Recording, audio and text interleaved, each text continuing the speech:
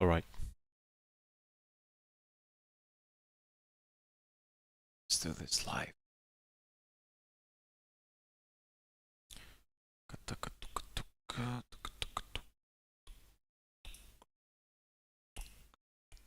Hello.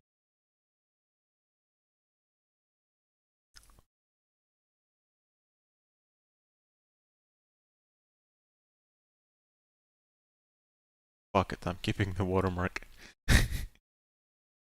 Whatever.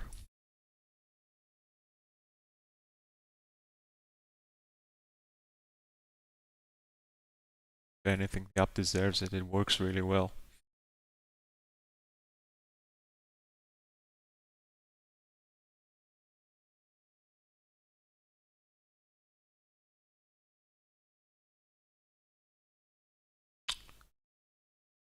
Fine up there. It's also...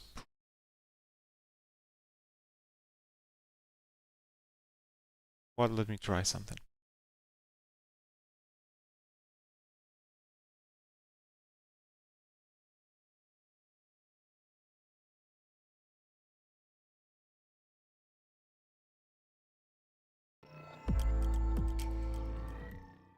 Hold.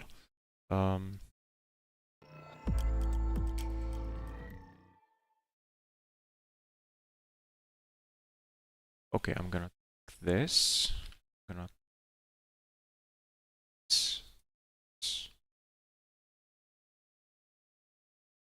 come back. Yep. It's fine. Webcam overlay. We're gonna change.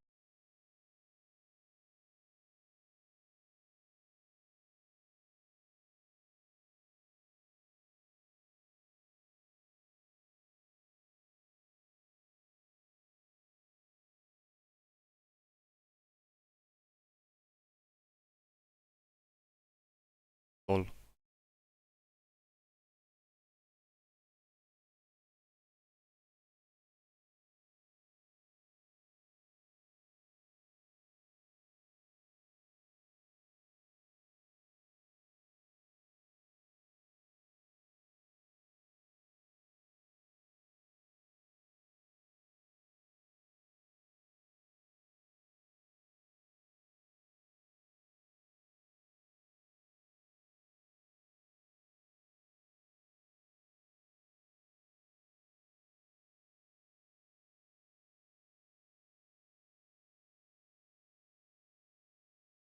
That's fine. Okay. Right.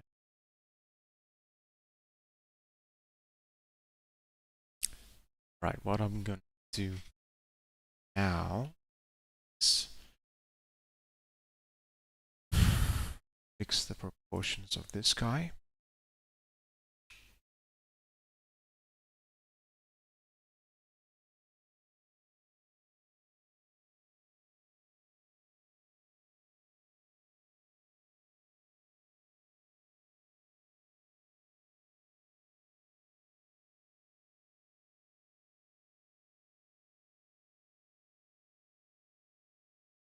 It's fine. And now, kind of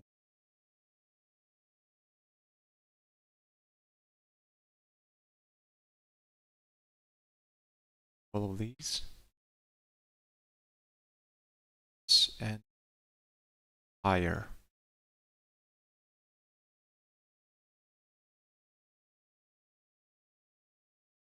There. See how it looks.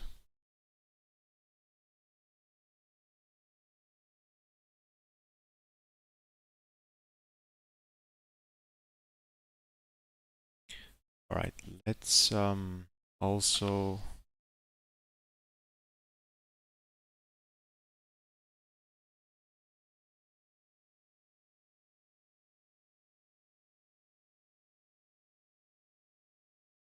I don't know. There.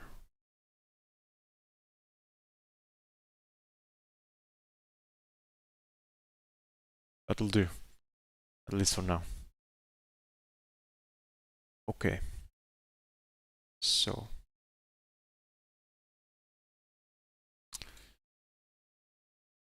source for this guy.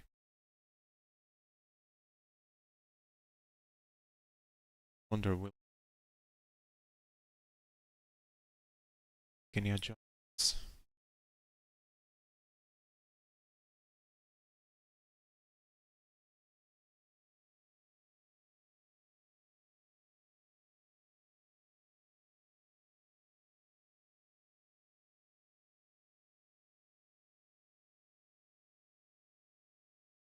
All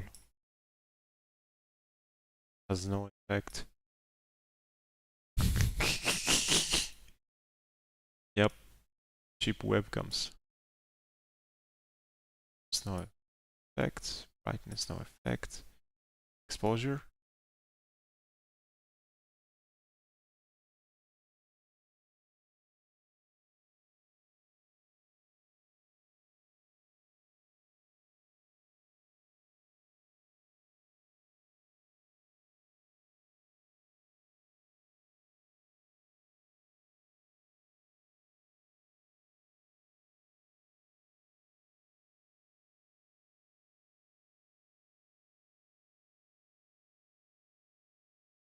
Okay, let's see.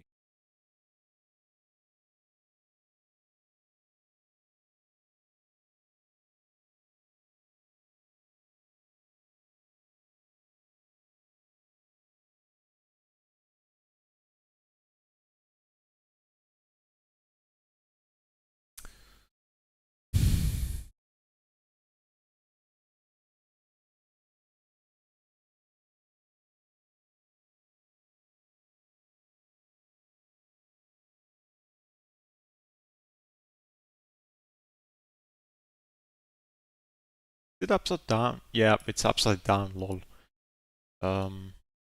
Swarm.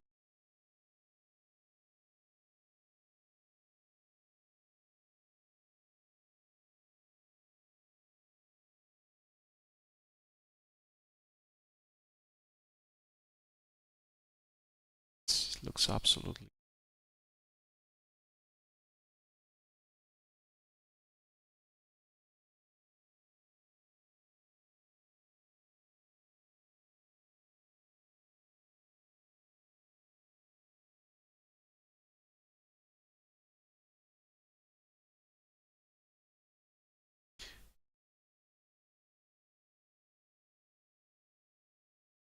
Gonna make it.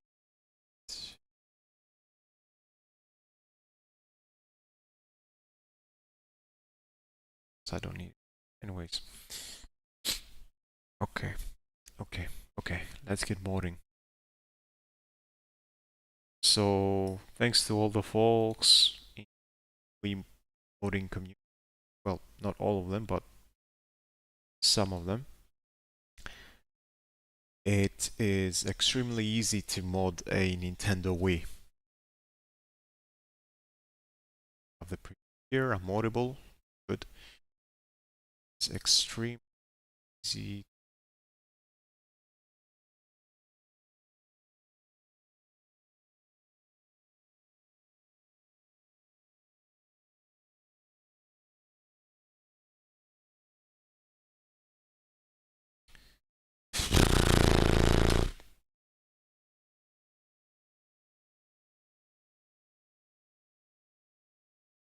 Woodensu says.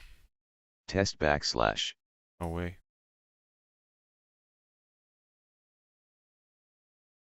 It's extremely easy to mod a Wii. So let's do it. I've been meaning to do that for about 7 to 8 months now, but didn't get to that, so I think I've postponed it enough. I am ready to do it, so that's it.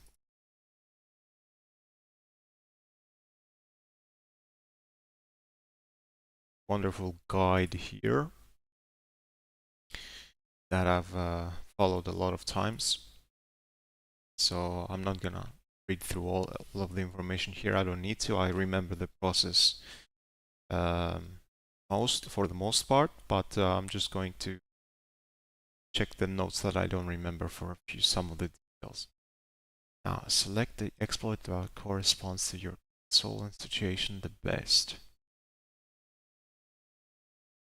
See, I remember I had a bad experience with Modbee, so I'm not gonna use that.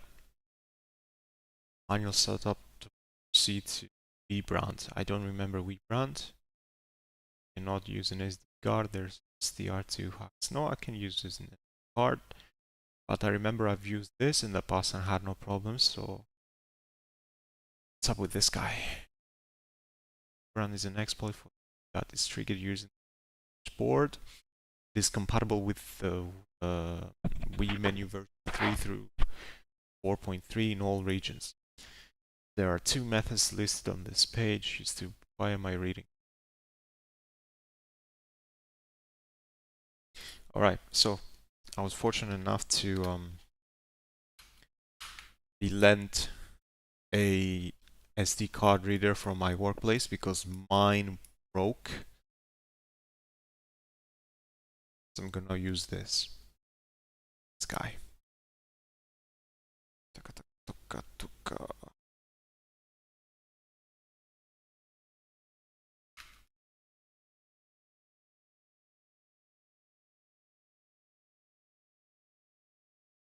Quite a nice device, has a nice feel to it.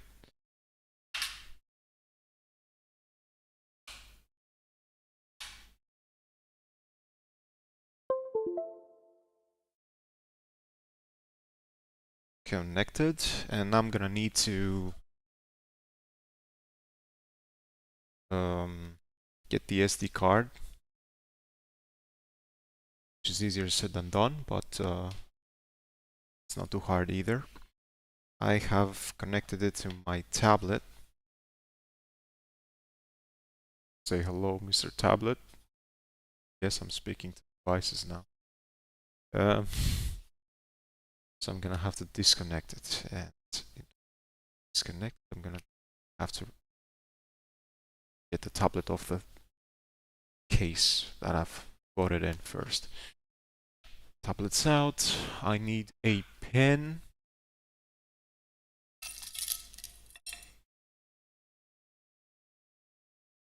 It's the pin.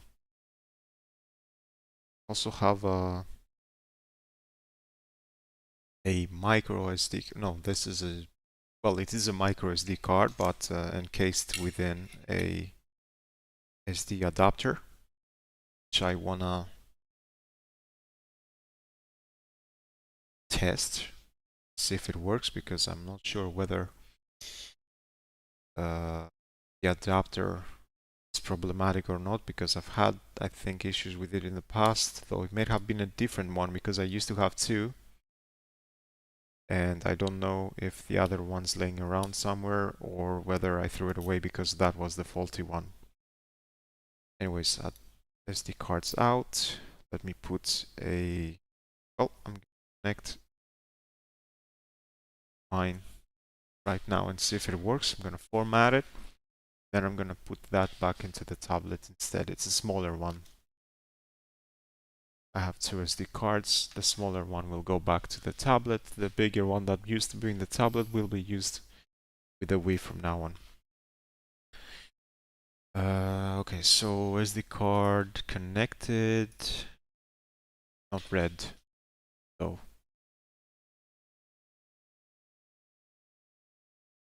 Okay. Oops, right about the time that I removed it, showed up. Back.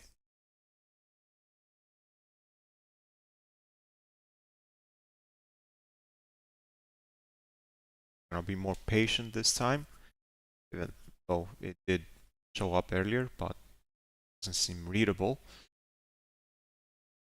Gonna give it a bit more time. Let me see if I can find something to listen to.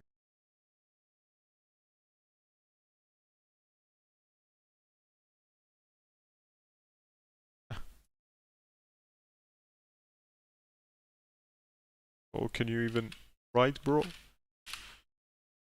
It's dark. I dreamt I summoned him.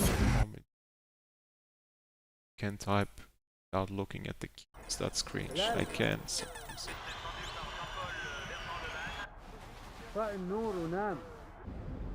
Gonna get copyrighted, but that's okay.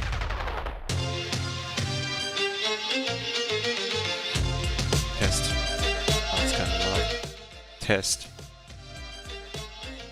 Test. Cause you woke up in the morning with initiative to move, so I make it harder. Don't hold back. If you think about it, so many people do be cool and look smarter. Don't hold back. And you shouldn't even care about those noses in the air and the crooked stairs. Don't hold back. Cause there's a party over here, so you might as well be here with the people care.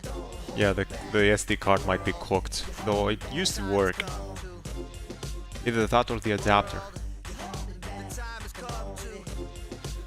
Yeah, I guess I can try the SD card with the other adapter, the one for my work,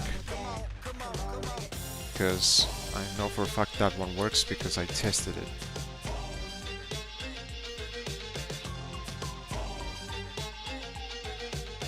Let's see. If you think about it too much, you may stumble, trip up, fall on your face. Don't hold back. We think it's time you get up. Crunch time, back and sit up, come on, keep pace. Don't hold back.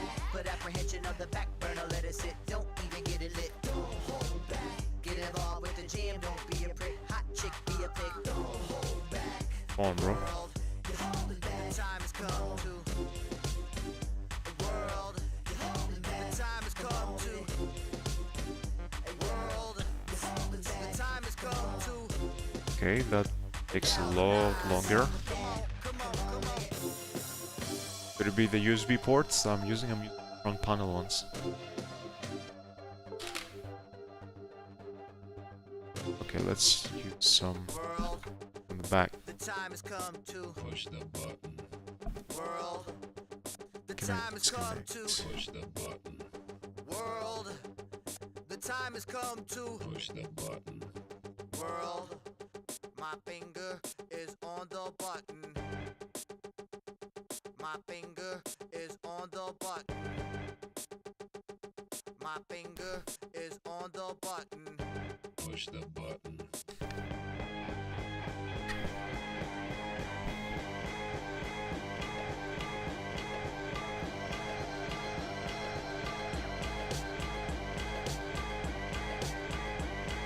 The time has come Oh, for fuck's sake.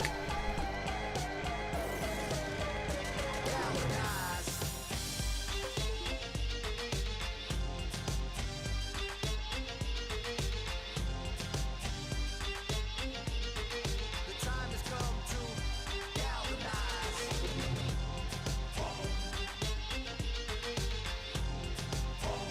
Galvanize.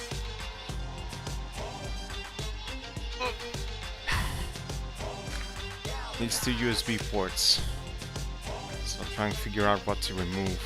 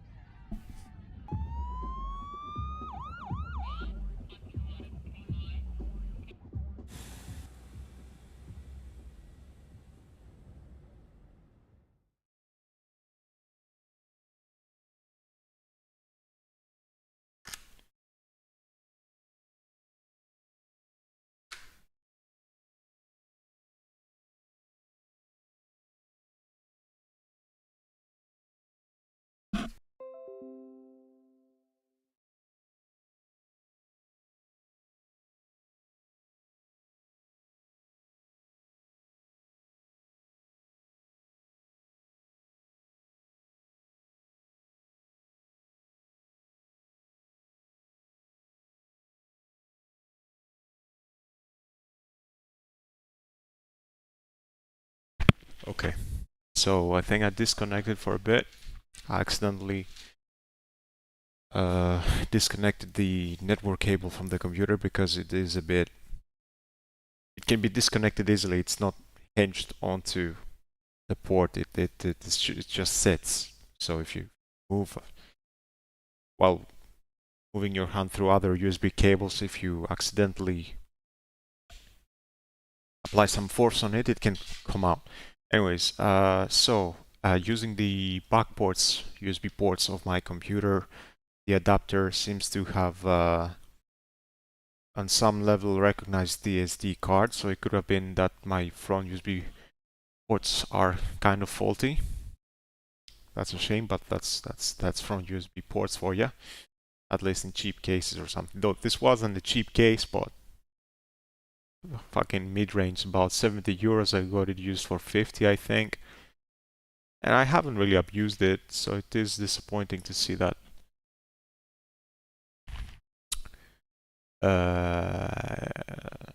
shows problems, but whatever. I can live with it. Fortunately, the motherboard has plenty of ports itself. At least. Whatever, for the most part.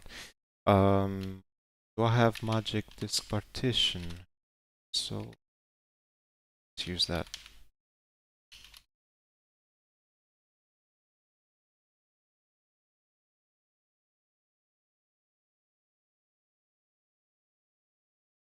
Or not. Fuck it. Regular format it is. I want to see, actually, maybe this guy can help us.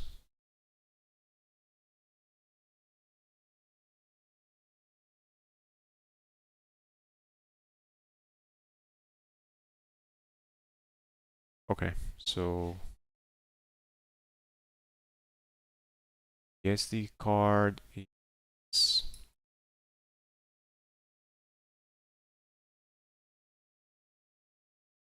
here.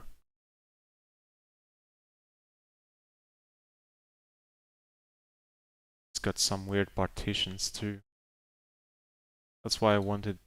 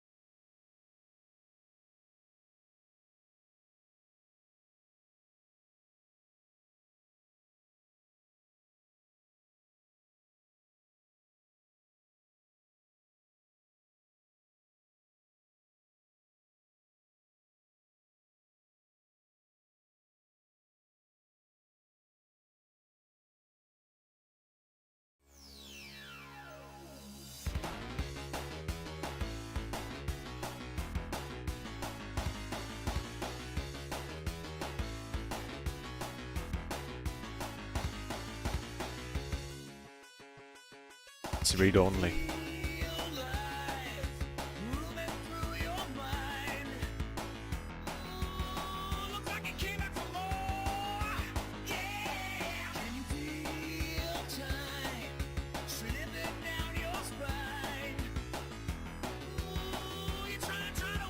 I fucking hate the lock.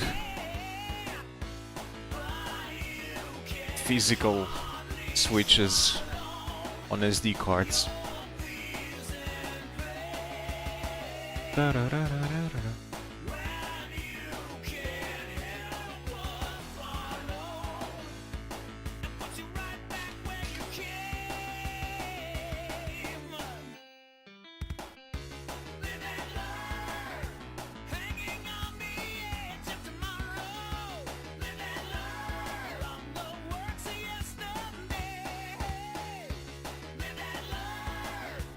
What are we waiting for, little bro?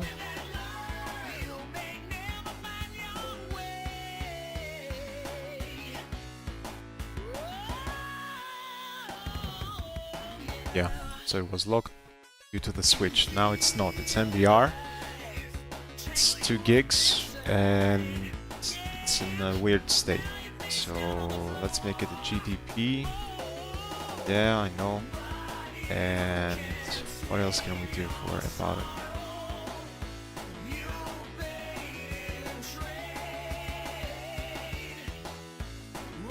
Definitely not NTFS.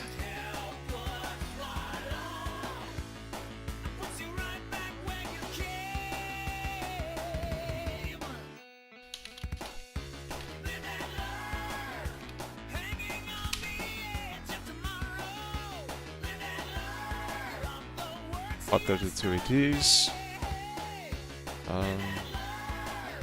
Yeah.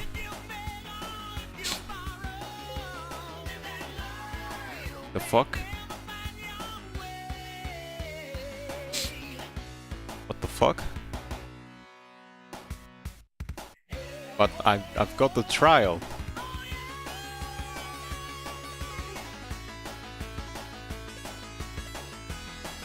What the fuck? Come on, man.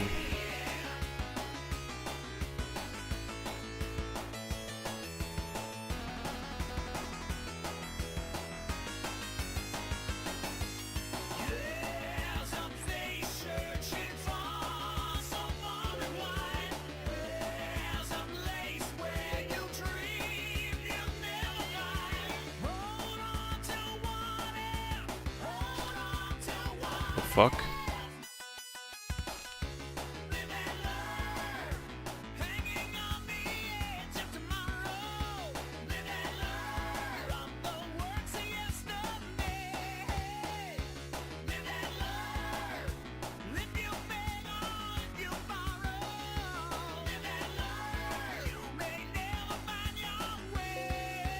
About time. Thank you. Can check this now. Checked this now. Thank you. So it wasn't the adapter that worked, or was it? This mine, or is this? Maybe it was the adapter. This is not mine. Let me try mine as well.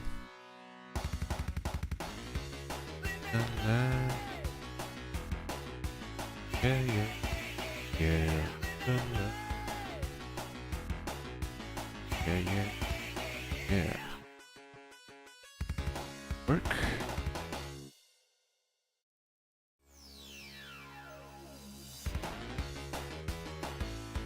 Fuck is this? Just repeats without vocals. Lol. Okay, anything interesting? Let's listen to this guy. Not this person. Καρμπονάρα. Απίθανη γεύση.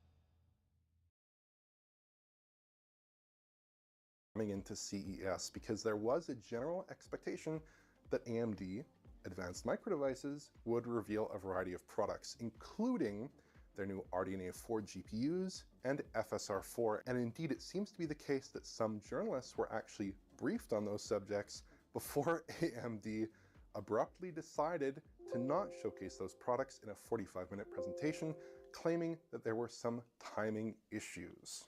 But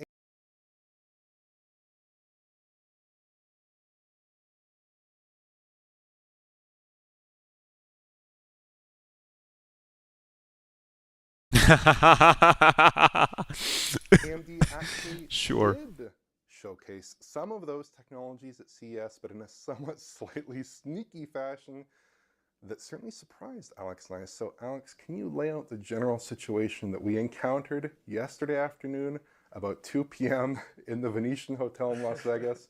Can you lay that out for me? Can you explain exactly what happened? Yeah. And what surprised us so much? Well, basically we went into the AMD booth there, which isn't a booth. It was actually a suite section of the hotel itself in the conference area, with little to no expectation what we would see there, because we knew that they kind of abruptly didn't actually say too much about RDNA 4 GPUs or any of the technology behind FSR4 beyond saying that it exists and that they'll talk about it at a later point in the quarter. So we went in there with little to no expectations, and we walked in and actually does we work. didn't think My that we adapter were going also to be works. seeing much of anything at all. There was like a Black Ops stand, and like you could see some like handheld stuff in the corner, and the games were running, but it was contextless. We didn't actually know what was going on. So I walked around and I looked for any people from AMD that I tend to know. And I saw some people that I did know, and I went over to them, talked to them, and they were surprised to see me there. And then they were like, "Oh, did you see this?" I'm like, "No, what is this?" And he's like, "Well, this is a research project." And lo and behold, sitting side by side, two PCs, one running, I don't know what card was in the first PC, but it was running FSR3 on the left-hand side. And the 3.1. Oh, 3.1, sorry, yeah, because this is running in Ratchet & Clank, you know, Nixie software there. And the right-hand side was the research project, which is in actuality, presumably, they didn't actually say it with any concrete words, it is FSR4. Yes. Yeah, but obviously a work in progress version of it. So ML-based upscaling on the right, on the left, the older analytic, hand-tuned one. And basically the idea was there, we weren't going to be getting B-roll from direct capture.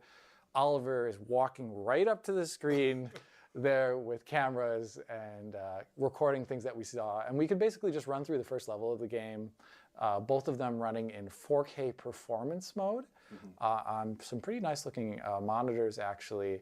And inside the PC itself that was on at least the right hand side, I didn't look in the left hand side one, was what is an engineering sample of the latest RDNA 4 GPU, which hasn't really been announced, which is the RX 9070.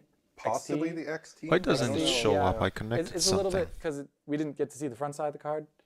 So it was just the back side, which was labeled engineering sample. So there's only so much we can say there. But basically it was and I say contextless as the demo because there wasn't anyone there.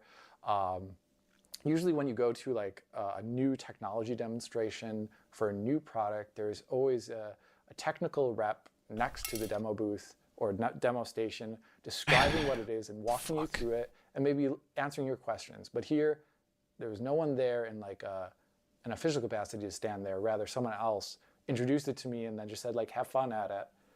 Yeah. Without much. There were some hints, like they're like, well, we're currently calling this our machine learning research preview Project, yeah. and not FSR4. But yeah, basically the gist here is that we're looking at AMD's presumably next generation machine learning upscaling solution versus their old analytical upscaling solution. Yeah, right. And it was presented in a very strange manner that certainly maybe suggests some background issues with... I have no idea what it suggests, Maybe- but it was maybe weird. maybe It this was different. Yeah, exactly. Maybe this Fuck was me. scheduled and then maybe it was not scheduled, something like that. But I think the thing that really did stand out to me and Alex here, and the thing that really did catch our attention out of this research preview, is the fact that the research preview, the research project, seemed to have much better image quality than FSR 3.1, which is a pretty established, pretty credible looking analytical upscaler on PC and on consoles. And across a variety of image quality aspects, I think this was actually outperforming it quite a bit. Yeah, it definitely was. So basically, I've played the first level of Ratchet & Clank more times than I would Endlessly. like to even talk about. But I know exactly all the pain points for each and every upscaler in that first level. So I wanted to Come walk on, through little it bro. and kind of look and see exactly where they would compare. It's against not each other showing while up. This is walking insane. Between the FSR 3.1 version and this research project, which is presumably It's waking AMD's up. FSR 4. And Bit by there was a bit, couple it's ones that were waking up. easy to notice Something's right away, just happening. in the first staging area, for example, when walking along the carpet, it has a fine I'll give it a bit more time. texture along it, and all the really upscalers shouldn't be can taking this kind long. of do this depending upon their input resolution and output resolution, but FSR was the one that always had the most trouble here. And basically, if you look at that carpet with FSR 3.1, you'll see like a moire pattern where it looks like a giant concentric rings surround each other on the carpet there. Go over to the AMD research project / FSR4, not really there. And one thing that needs to be said, we were looking at off-screen footage here that Oliver did his best to capture while we're lining it up. So you're also like zooming in on a pixelated screen with a camera with a limited resolution. So there will be some other things here that may look like artifacting, like it may look like moire even in its own right on the right-hand side, but that is stuff that was only captured in camera. Yeah. It's like in person, it looks very clean, very smooth, very stable. And then, you're really looking at the difference between those two because both of them obviously have some artifacts from the fact that we filmed it off screen. And it's a little bit bizarre. I'm sure that in a different world, perhaps it might have been a smarter idea to actually supply some direct feed capture footage of this research project because that might have shown it off in better light.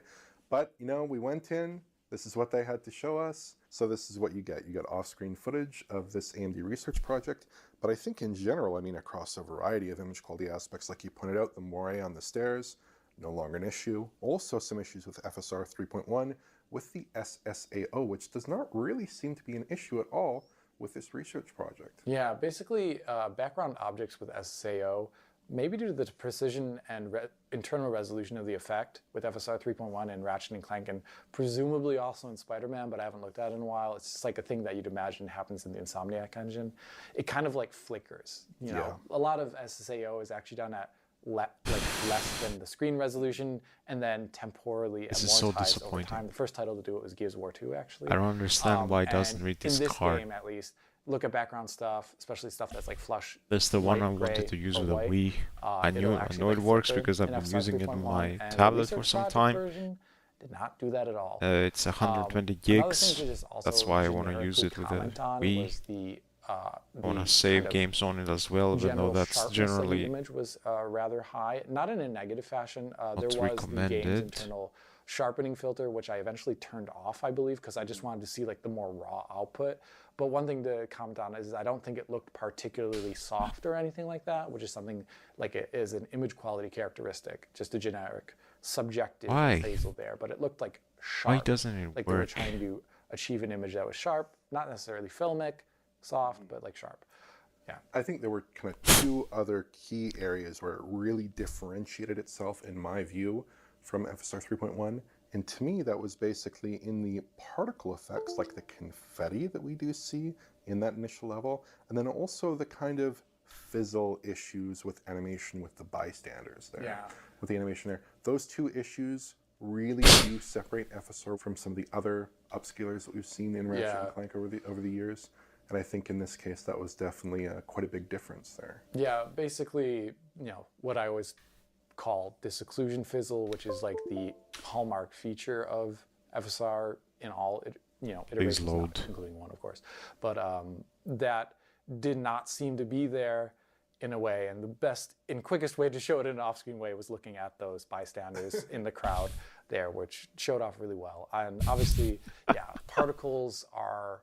have always been an issue with FSR to, like this transparency masking stuff. And in this case, specifically the confetti, it would always like either like kind of ghost out, or it would trail, or it would do something depending upon the version of FSR that was running in this game. It's been 30 seconds, give me a fucking break. Full individual, confetti, I don't know, you call them flakes or something, but like, yeah, they're going down and they look like complete whole objects, and they weren't like doing annoying trails or anything like that. It just looked like a complete object, and it was also performance mode.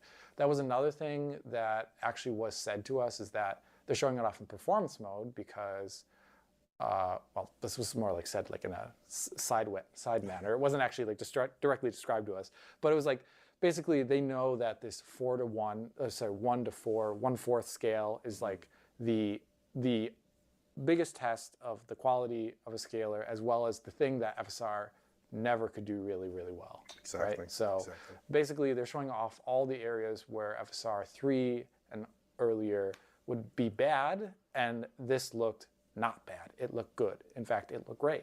It looked really good. Yeah, and this is kind of what we've wanted to see from AMD. So I think overall, the quality of this upscaler seems really, really good across this content, even though it is a research project, as they like to declare to us. It's not an official finished version of any particular upscaler here. I think there is a question that comes to mind here, though, which is that because this is a machine learning based upscaler, and because AMD has a bit of a partnership with Sony, we wondered if this might be descended from some research from PSSR, or it might be some implementation even of PSSR. Right. PSSR obviously has its own very unique characteristics here. So are we seeing some of those characteristics with this new upscaler? Is it similar to PSSR in a way that might suggest some kind of really closely shared lineage? No. It didn't look at it anything like PSSR in our just like, first of all, specifically in this game, like we've looked, both you and I have looked at it like extensively, and like also in movement. This is insane. It's kind of like. Did I break the SD card in this game specifically? No, it should still read it. That seems to be found almost across every single in a game way. that uses PSSR. Is Just say like there's a device with problems connected, or plasma TV whatever running, partitions, or just like a noise pattern. In like anything really. It's like fundamentally unstable. Yeah. Just doesn't. Yeah, and that's something that PSSR has, and this didn't have that at all. You like brought the camera right up to like some of the trees in the background, something? or like the bushes, was really obvious in those areas because there's yeah, like small keep reading, bro. features, and it just didn't do that fizzle that we see in PSSR. So, and no, I don't think there's any relation to PSSR here. So it seems to be AMD's own project in that aspect, fully on them. And wow, I mean, there also no context here in terms of like performance or no, you know, we don't have any understanding about. I think it was at 60. Yeah, it was definitely a 60 running screen, Yeah. which is easy to run. There was no ray tracing on, for example, as well too. It was like the high settings, some like very high, maybe it was a bit in there too, but Fuck it wasn't. me. It wasn't like trying to show off that it can.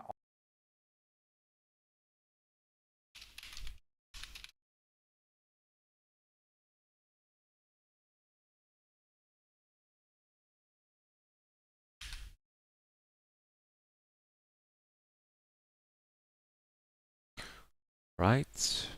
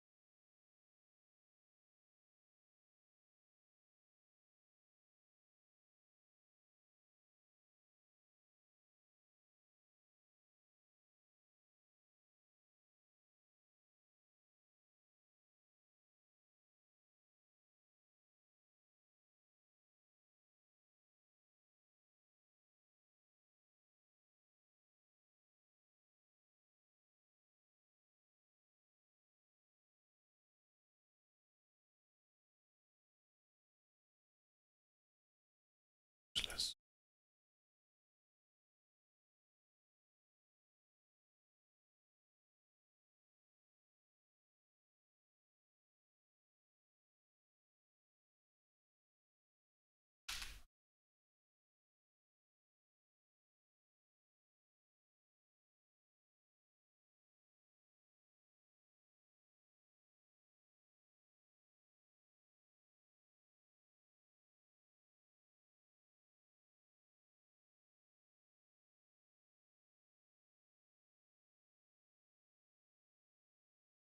I don't want to boot it for fuck's sake.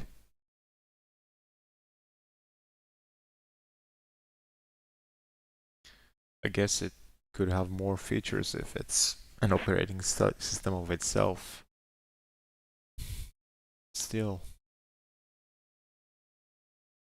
requiring that's a bit of a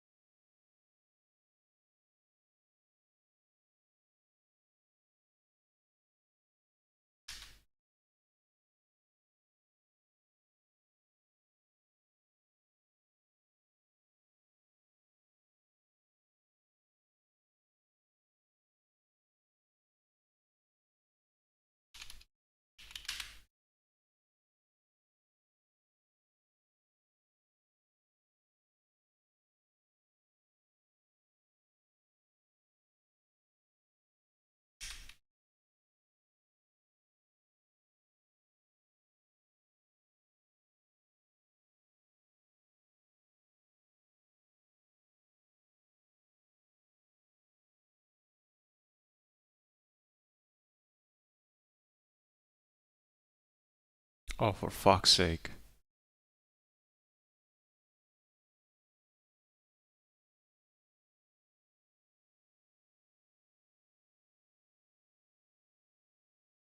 Oh, finally. Okay, so 1, 2, 3, 4 partitions. Yeah. So disconnected. So no point. If I were to say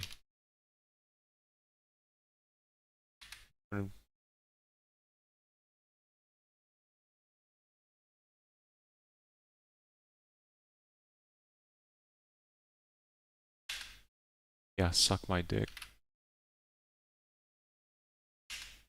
Oh my god.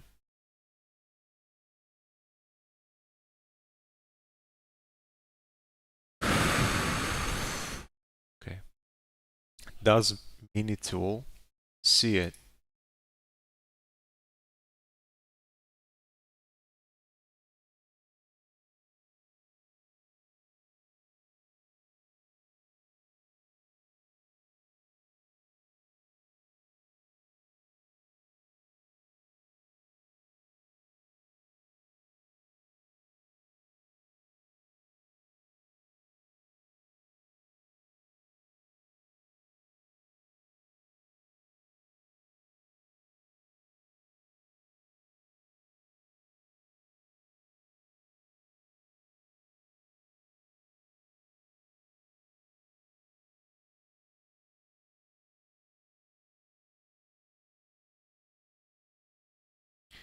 Doesn't see it.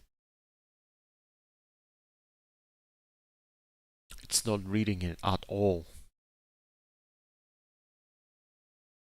Okay.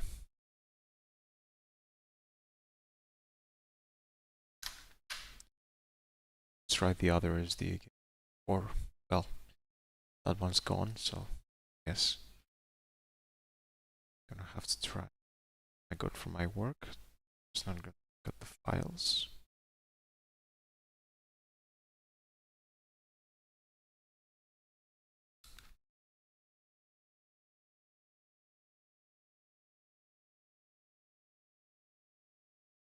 Okay, this one works. So I'm afraid I may have bricked the SD, micro SD. The adapter works. By trying to format it on the tablet, well, after I found out that my card reader is broken. So what I'm gonna do is gonna make a desperate attempt to reconnect it to the tablet, see if it gets picked up, and then format it to whatever the tablet uses. We'll set the it's 32 by default, so I guess that. Let's see. One little bro. Fucking software bullshit.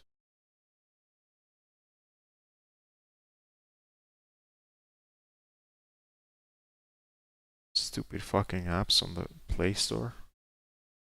Be like, yeah, if you root your device, you can format to 532 problem with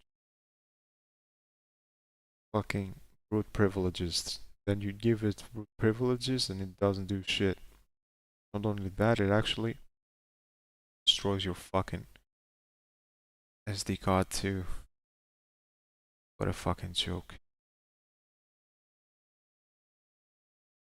You have to leave a bad review later, but the SD card is connected and well, I connected it and it's not being recognized. It's just like Windows, it doesn't even understand that something was connected, which is fucking scary. Oh shit. Wait, it just didn't give me a notification. It's connected. We have access to the files. Is my music still there? It's not there.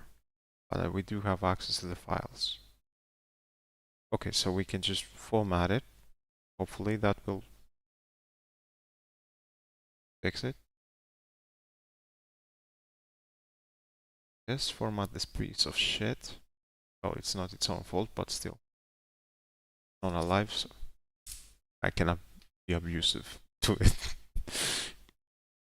Whatever. Also be performant or something like that. So maybe that's another reason why they're just calling it work in progress right now. Because Formatting SD card stuck at 20%. Finished article not only in terms of quality, but also maybe Done. performance is Okay, something they need good. to dial in at the end. Got a bit worried. You know, there's a lot of things that we just don't know.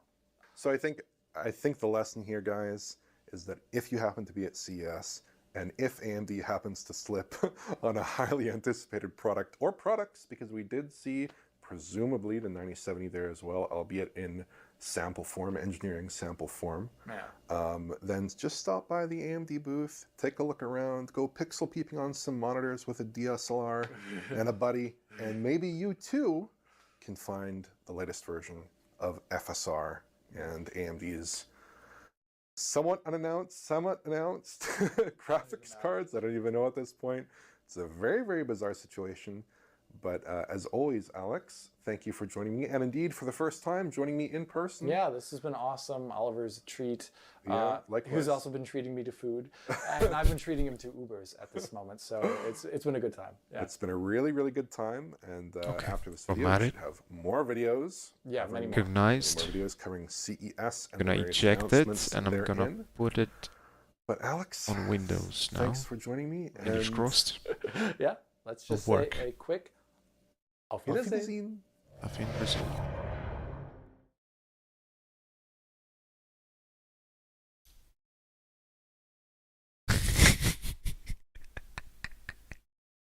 Okay. Push the button.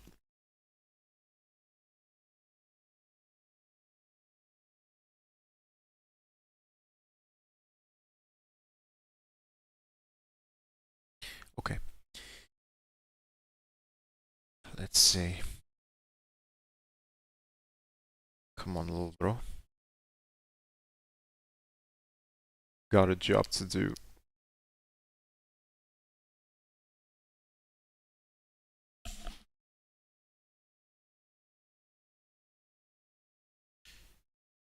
Please, please.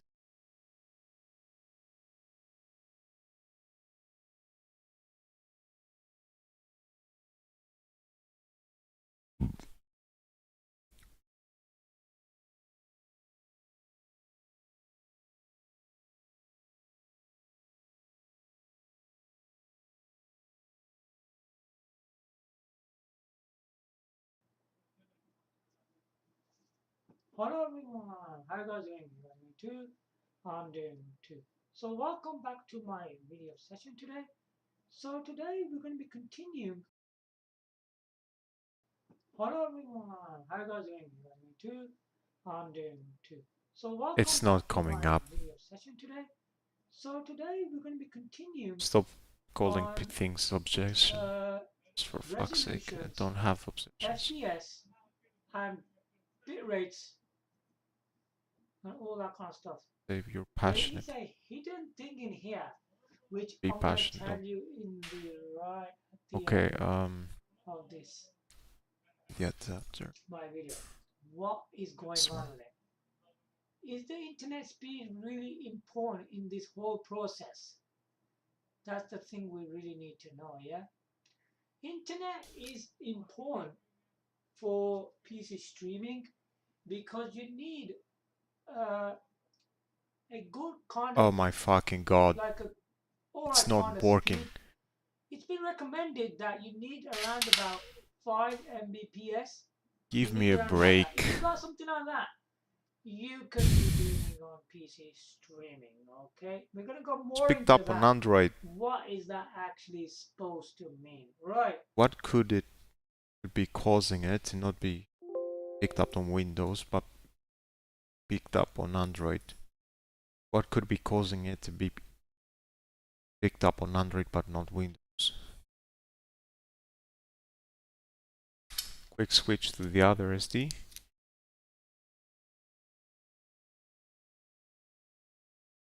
On.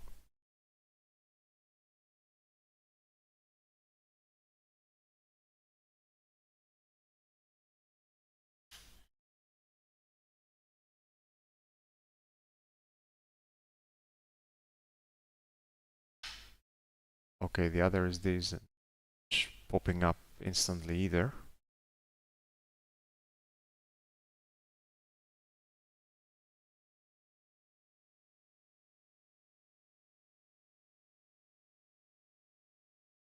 Different adapter. Cycling through all fucking parts right now. Hopes of making some sense out of this. There.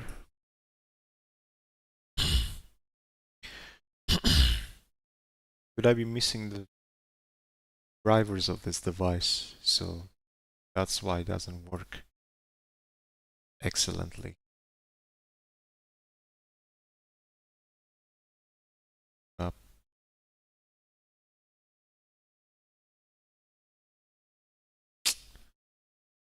Could it be needing more time since that's larger SD card maybe? I don't think so, but it's a hypothesis.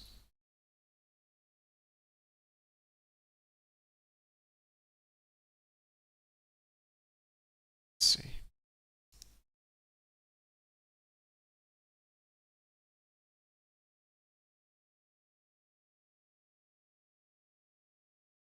Didn't even pick up that the other SD card has been. What the fuck?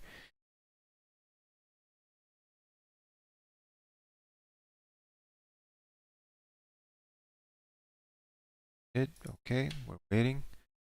Maybe the controller of the board card reader is a bit slow sometimes.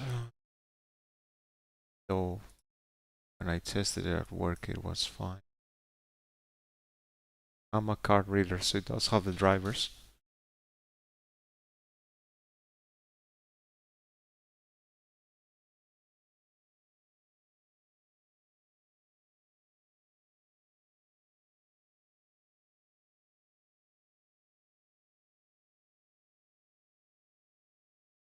Sign of life.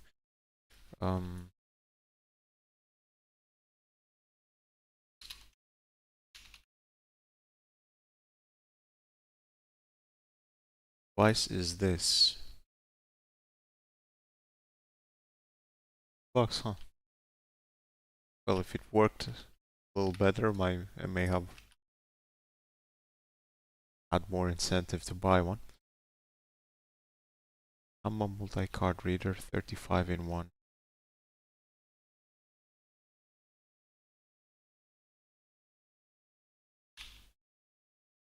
Oh, I wanna. It's official page. Is there one?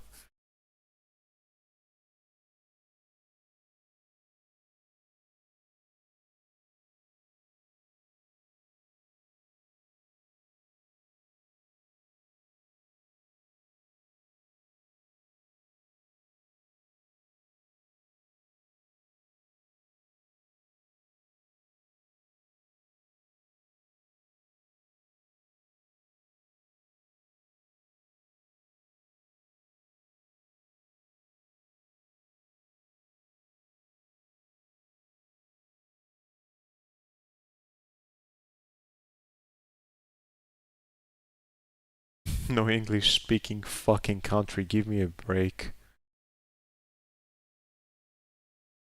Willkommen among us.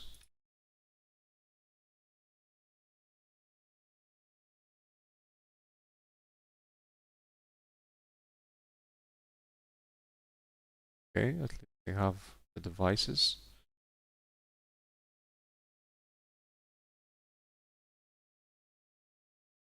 A lot of companies don't have files of their older devices, unfortunately.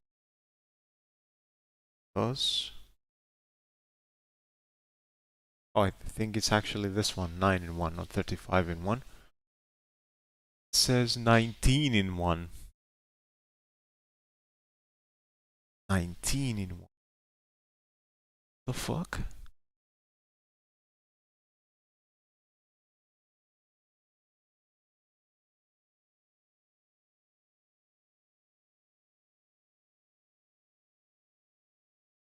$1,001. What the fuck are these?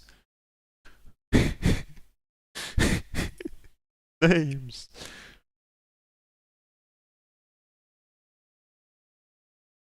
They look so similar, a lot of them.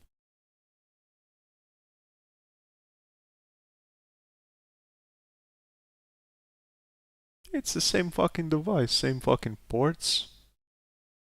What's up?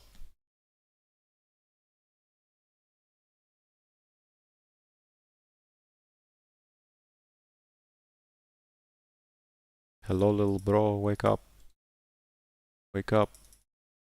Oh my god. Can't translate. Good job. Job.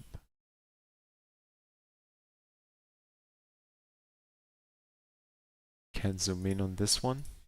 Won't let you.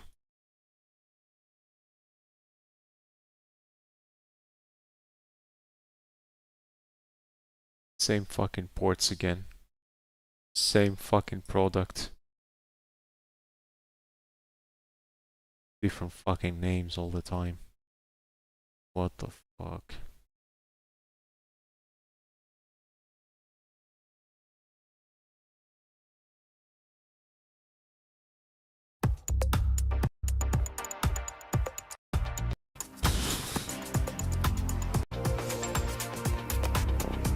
Yeah, that's 12 years ago. Alright. 12 years old. Windows 7. To be fair, I did test it on Windows 7 and it worked fine.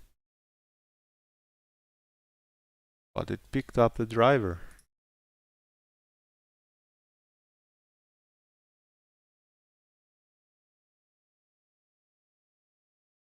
So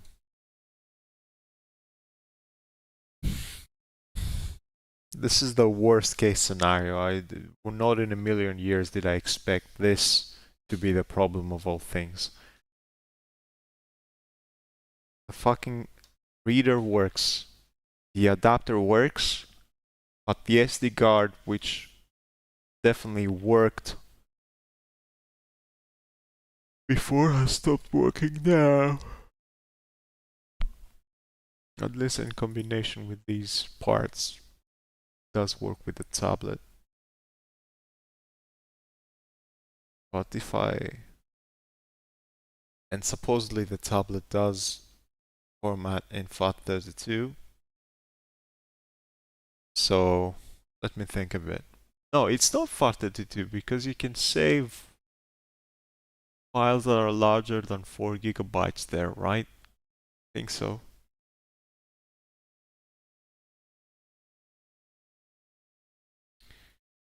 Fuck you.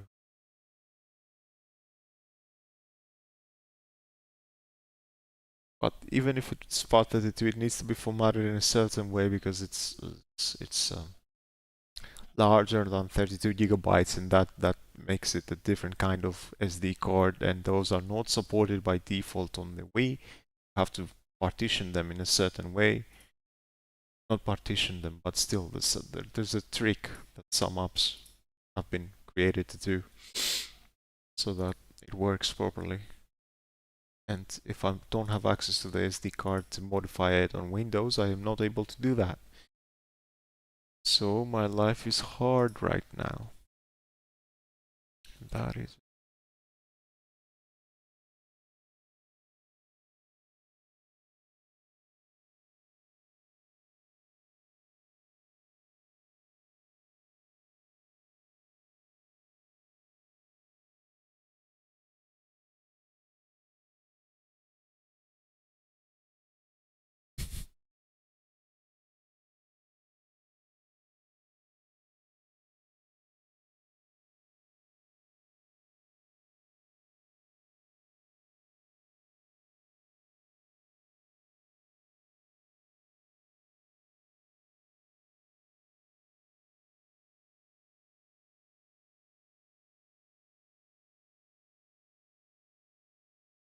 Does take some to get access to its information.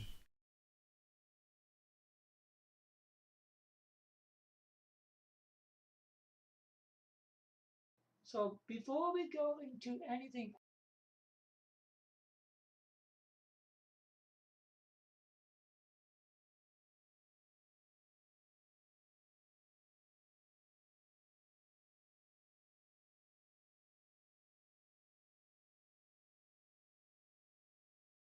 bitrate, haven't you?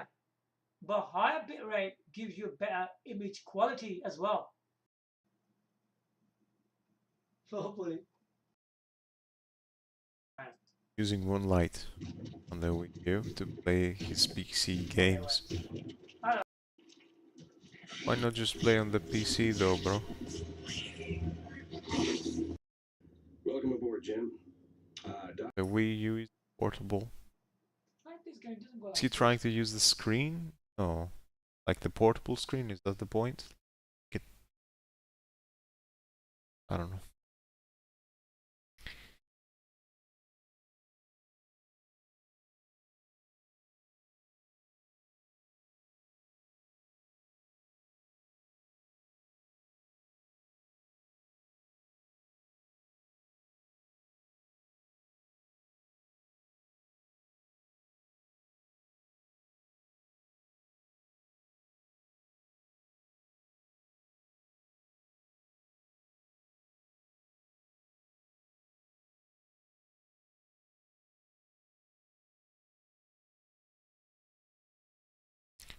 I'm gonna test something. I'm gonna reboot the computer.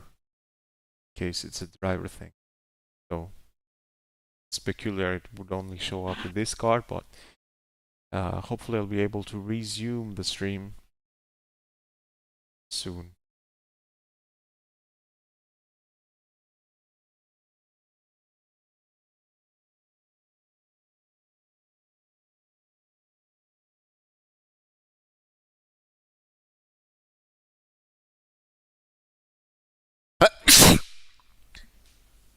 Fuck's sake. Okay, I am back. Note that it took some time for Windows to load because it seems the card reader is slowing the whole system down. It's still not reading the fucking card. Excellent. Actual fuck.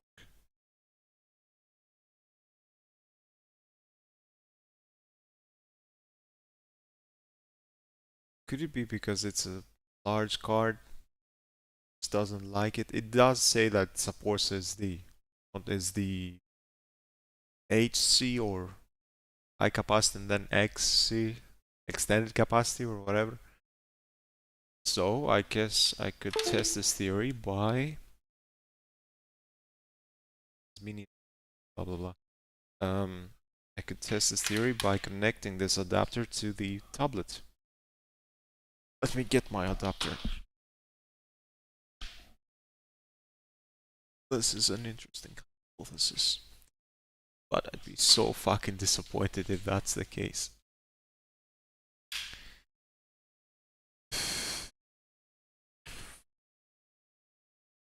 Fucking shit.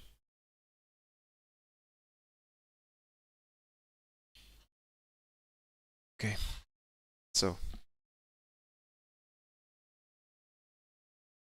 adapter's in. Well, the hub is in, and I'm about to connect the adapter right now. No notification. Android yet.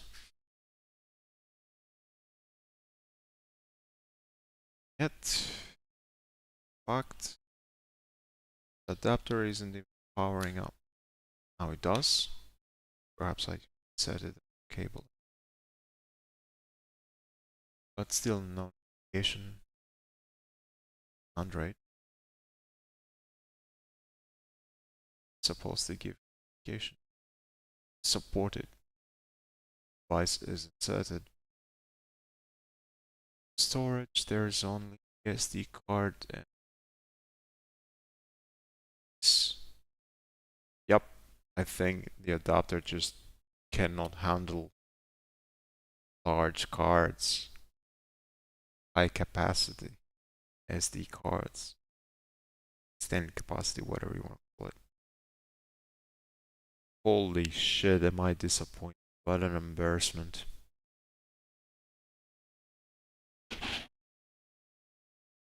Still mod the Wii without an SD card But my plan was to have the game saved on the SD so you don't have to insert an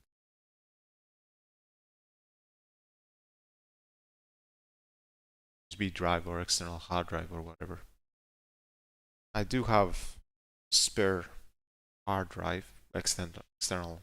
I've got a spare external SSD actually, and a flash drive, 32 gigabyte flash drive. But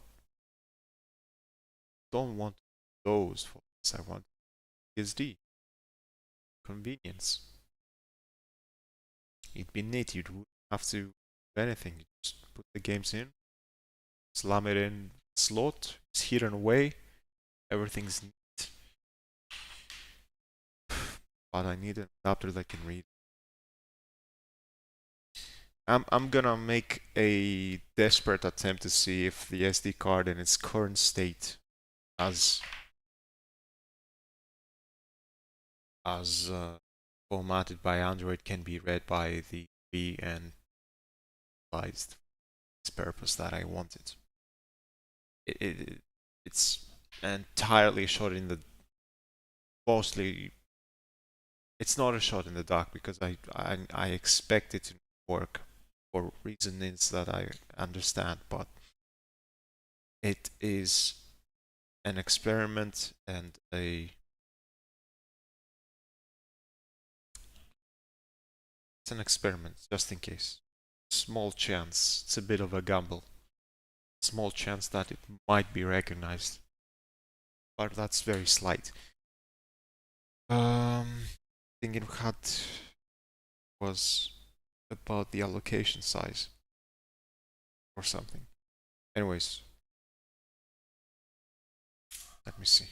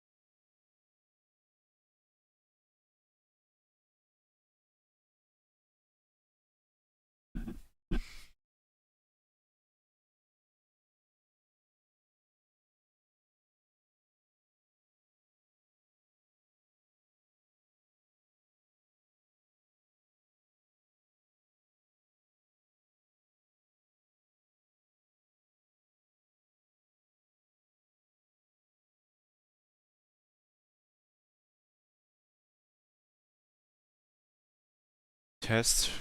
Have I reconnected? I think so. Let's test. Oh, no. Button. This button. Successful. I accidentally pushed away. Internet cable again. I really need to do something about that, but it's just the type of fucking port the parts that I had bought because this is like kind of a custom cable. I got a 30-meter one and then cut it into the length I wanted and then put another port on it, and that port, not port, that end, whatever,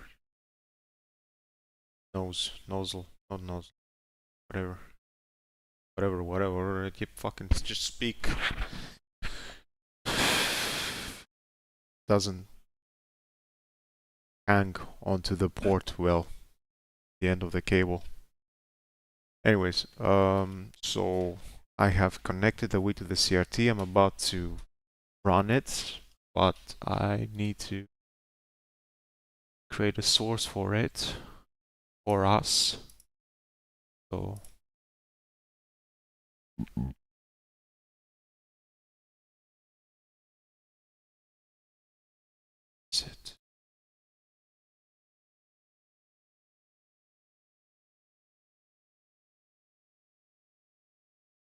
Test.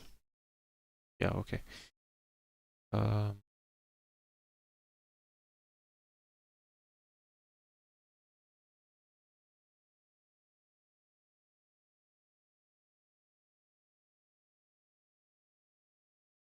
Let's try this.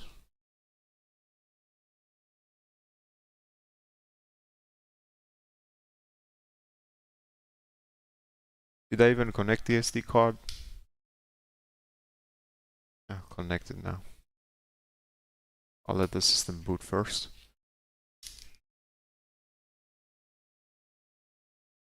Could use some sound. Let me find the sound.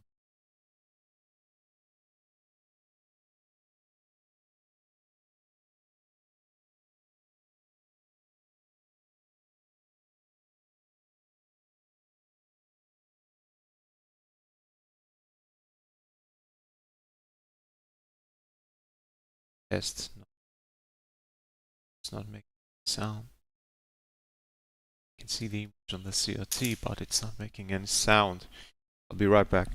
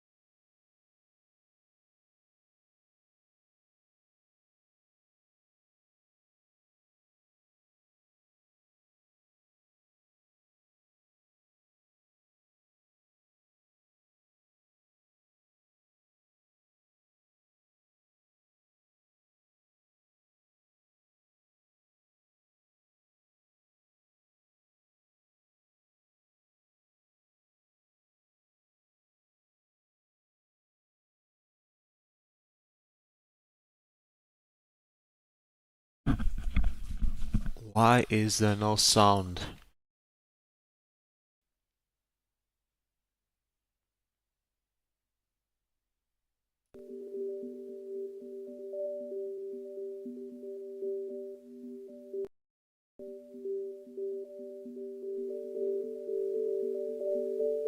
Well, there is now. Good.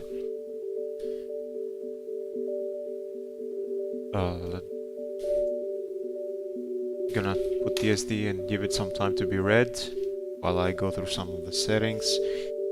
Okay, so the SD is right here. It's not in its locked location. And let's see.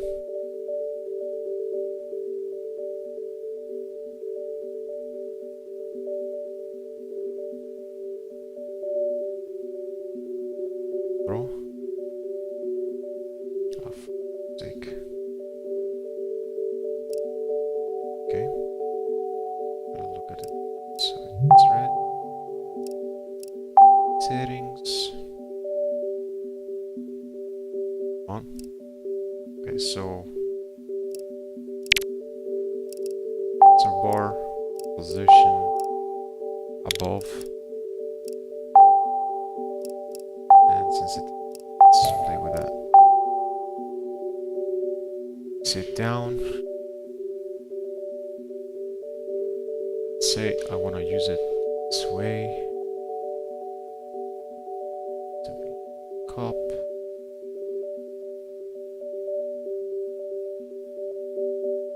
It's not great. Gotta be kind of. This goes up and down. Not a great position, but I'll do it for now.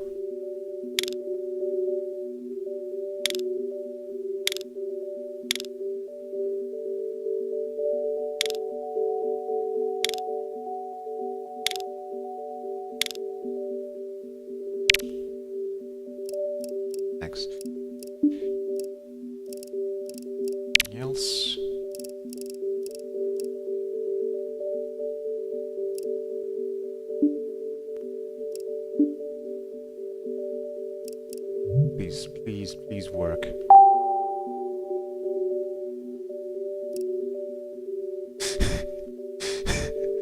No.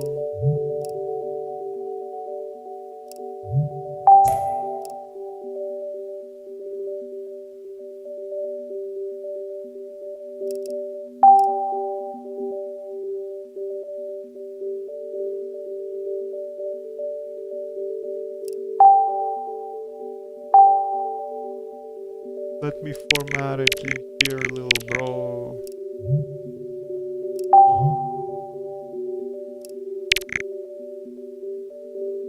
Okay. Shame.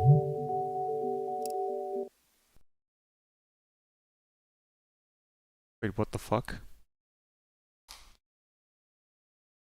Was the Wii visible stream? I didn't check.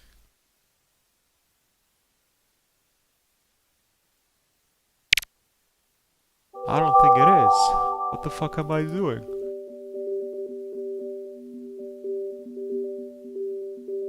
Right. Hardware issues. It's got this weird behavior. It's capture card, but sometimes you have to deactivate it and reactivate it in order to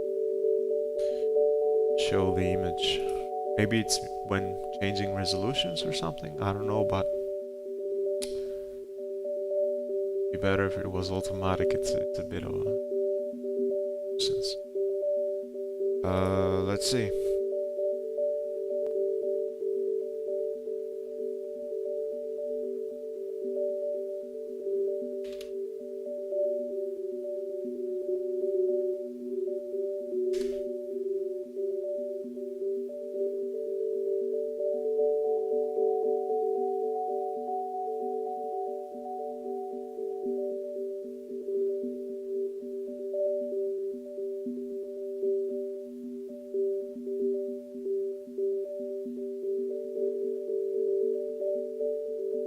What's this now?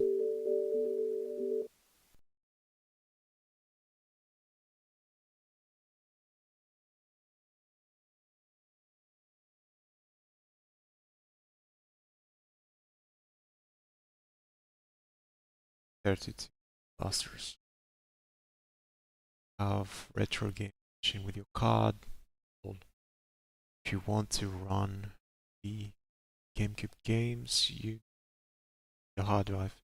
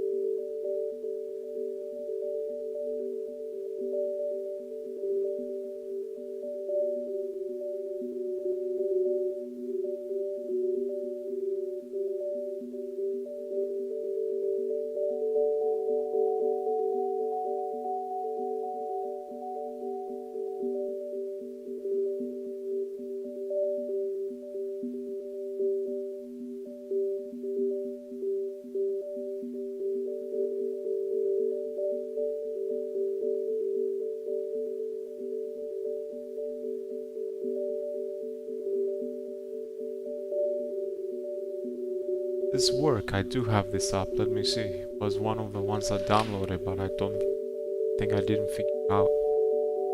Getting some errors. Let's see.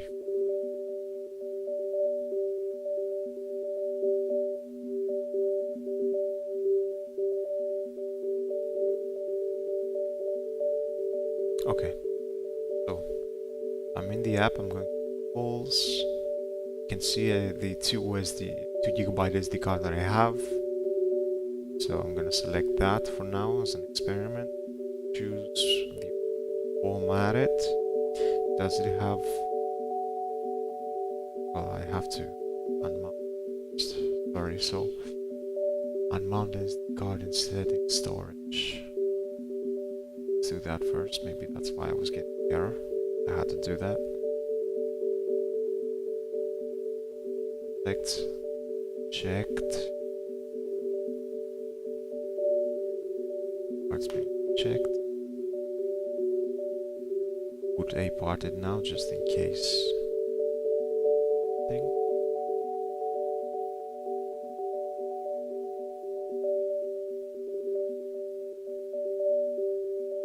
Just gonna show you the logo.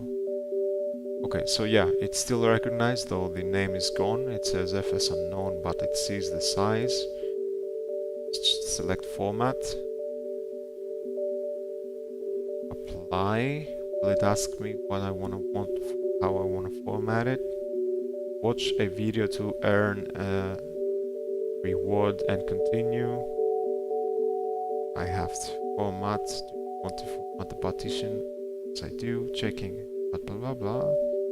Partition format successful, but it didn't ask me what I want to format it as. It did format it, but it didn't ask me. Device blah blah blah. Detected this internal protection, dangerous protection, style, dark or white, my privacy, guard, and save the configuration. Doesn't ask you what to format it as.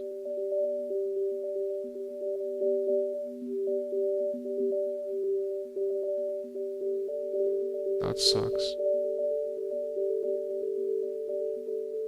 Oh, you have to do it whole different menu. What the fuck?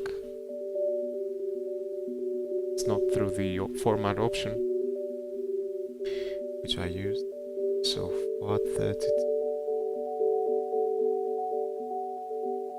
Got a lot of options. Whole fucking size, but the clusters. How do I?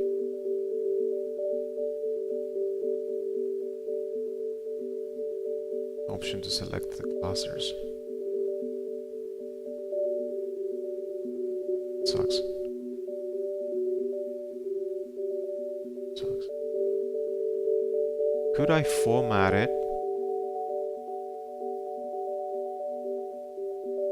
if I connected it to the computer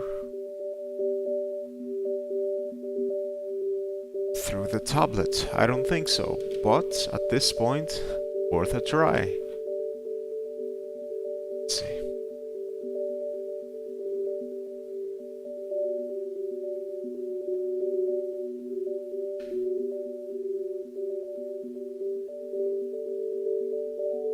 So I guess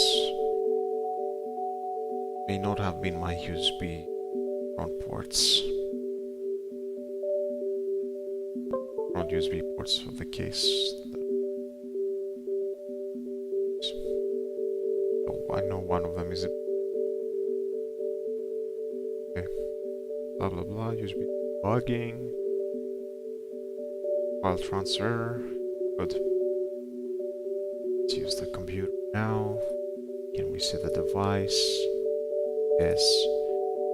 We can't see the fucking SD card. That's okay. That's okay. What are we gonna do about that? We're gonna disconnect tablet and disconnect SD card.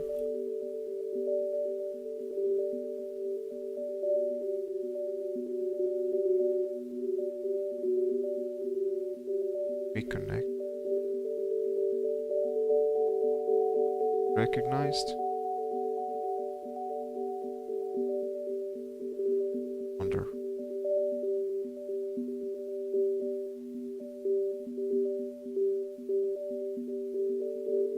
Is.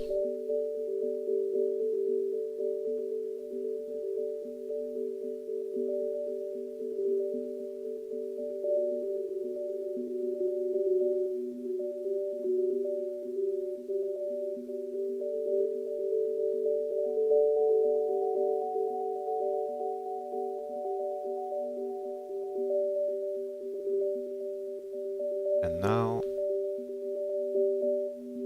connect tablet to the computer again and see if we can find the SD card. Can I format it? No, I can't.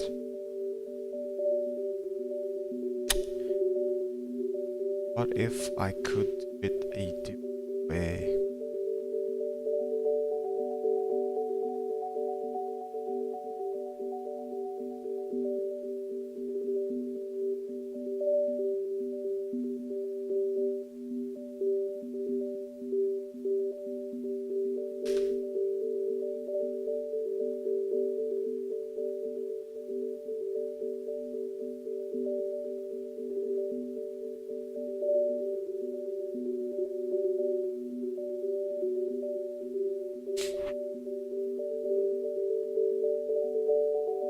Oh shit, I forgot to... Ah, fuck it, let's have that in the background. Music.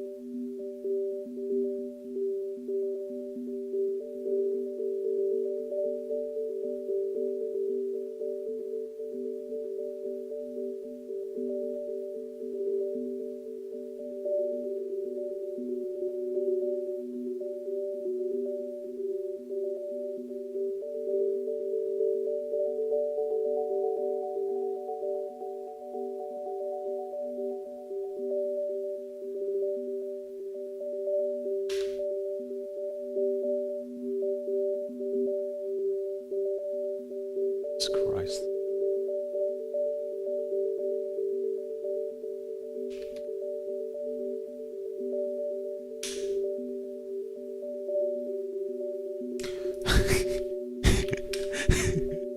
Let me try this.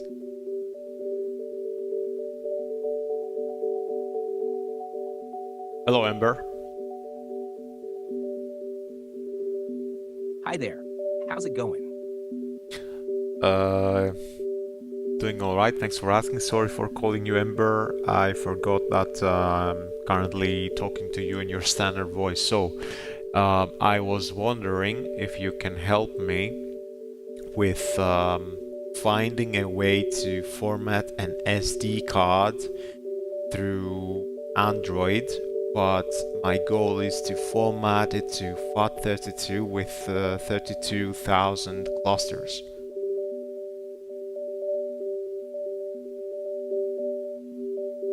No worries about the name slip. I can absolutely help with that. Unfortunately, most Android devices don't give you the option to specify FAT32 with a specific cluster size directly. But you can try this workaround. 1. Check if your device supports FAT32 formatting. Some Android devices format SD cards to FAT32 automatically if the card size is small, under 32 gigabytes. However, this usually doesn't let you choose the cluster size. 2. Use a third-party app. You can try apps like SD Card Formatter or Paragon File System Utility from the Play Store.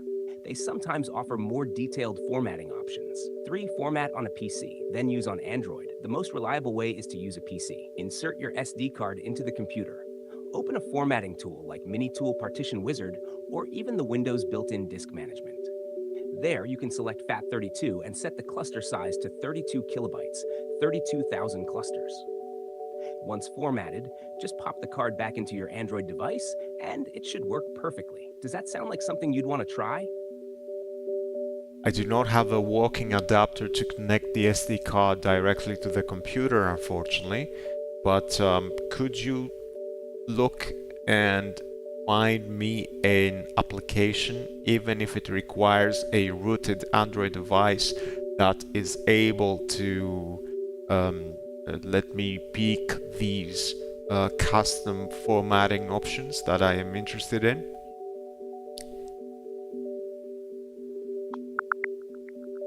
I understand your situation. After researching, I found that the app Aparted can format SD cards to FAT32 with a 32K cluster size on rooted Android devices. However, please note that rooting your device can void warranties and may lead to data loss if not done correctly.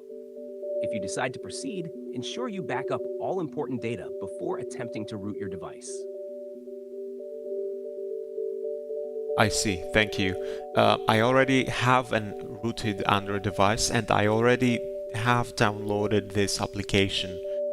Could you give me instructions on how exactly to format the SD card in the options that I'm interested in? Great. Since you already have a rooted Android device and Aparted installed, here's a step-by-step guide to format your SD card to FAT32 with the cluster size you want. 1. Open Aparted. Launch the app and grant it root permissions when prompted. 2. Back up your data. Before proceeding, ensure that you've backed up any important data on the SD card, as formatting will erase everything. 3. Select the SD card. Tap on the menu to select the SD card you want to format.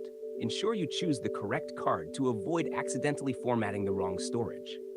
4. Delete existing partitions. Go to the Partitions tab. If any partitions already exist, tap on each and select Delete to remove them.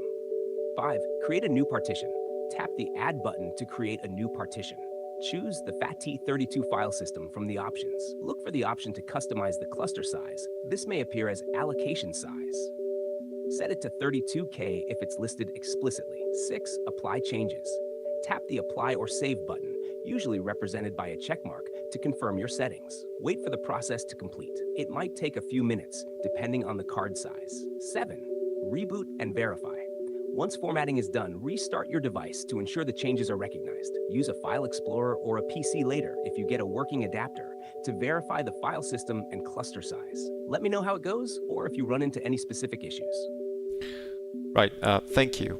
I'm sorry, but I am currently looking at the application. I have followed your instructions. I have deleted the old partition and I am currently in the menu that lets you create a new one, and it does allow me to select the file system and the size of the card, but I don't see any options about the clusters. Would you be able to tell me how I can find those?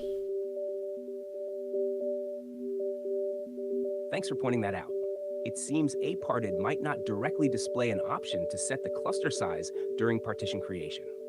In some cases, the cluster size defaults to a value based on the partition size. However, there's a workaround to manually ensure a 32K cluster size. 1. Finish creating the partition. Go ahead and create the FAT32 partition without specifying the cluster size. Save and apply the changes. 2. Use a terminal app for fine-tuning. Download a terminal emulator like Termux if you don't already have one. Open the terminal and ensure you have root access by typing su and pressing enter. 3. Format with the specified cluster size. Use the following command, replacing /devblock/mmcblk1 with your SD card's actual block path.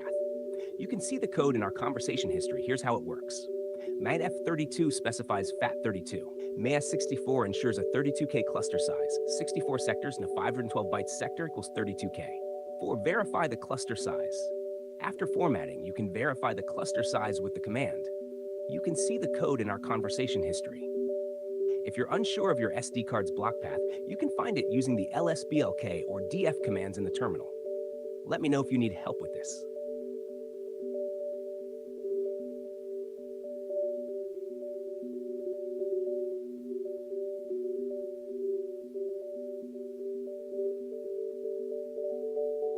It'd be so much better if there was like an option to speak to you while also being able to look at our chat simultaneously, and maybe you could write the code there for me instead of me having to go back and forth in the user interface.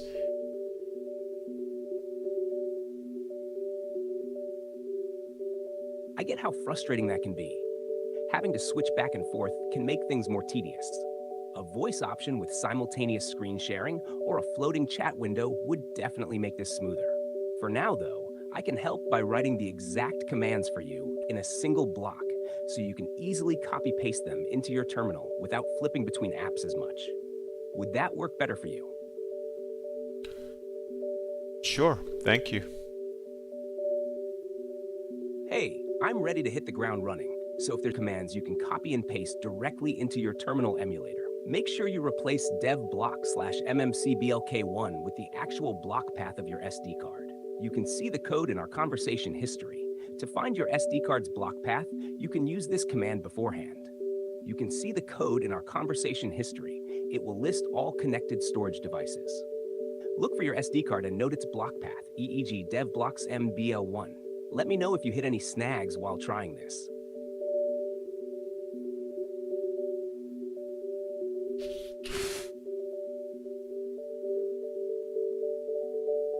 Alright, mate, so we're gonna take this a bit from the top. I have let's take it a bit slower because unfortunately or fortunately I am human and I'm not able to process and do things as fast as they are announced. So I was wondering if you can tell me what the next step was after downloading Termux.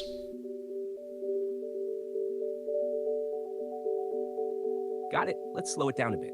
After downloading Termux, the next step is to open the app and give it root access. Here's how you do that. 1. Open Termux. Launch the Termux app on your Android device. 2. Switch to root. Type the following command and press enter. You can see the code in our conversation history. This will switch Termux to super user mode. It might ask for permission, so make sure to allow it. Let me know once you're there, and we can move to the next step together.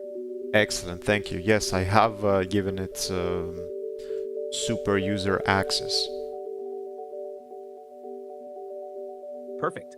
Now that you're in super user mode, the next step is to format the SD card with the specific settings you want. First, we'll identify the correct block path for your SD card. 1. Find the block path. Type this command and press enter.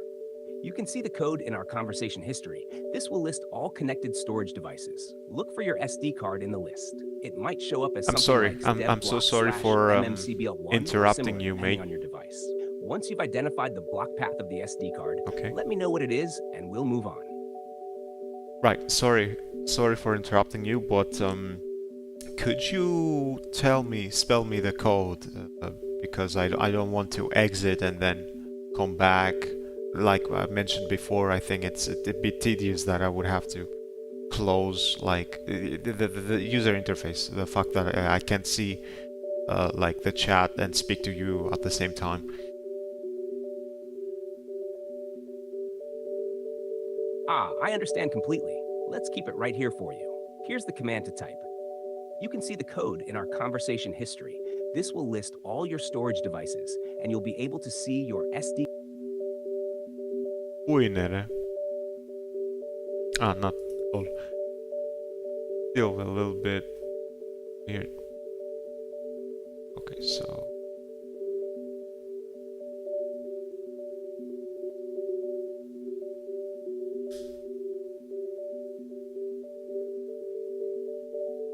right, granted. Next, ls list block lol.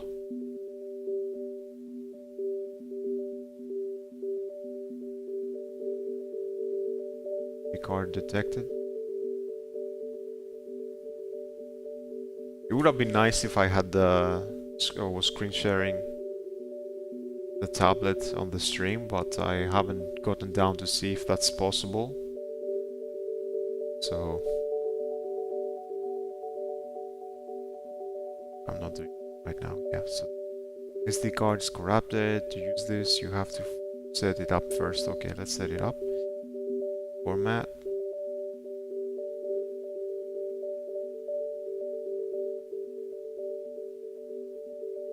Cool. Let's launch Termax again from the top.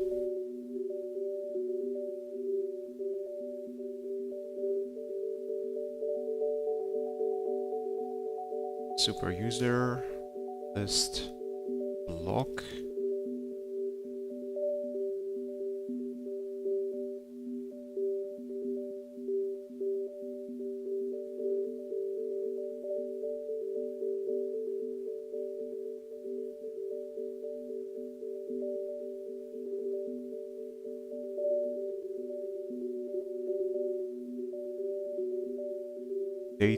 data.com termax files home. What the fuck?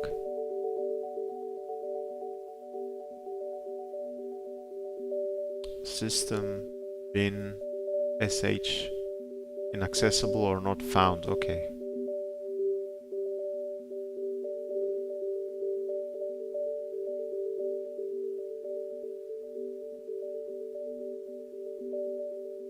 Doesn't list it. Doesn't work. That's LSBLK, right? List block. Why doesn't it work?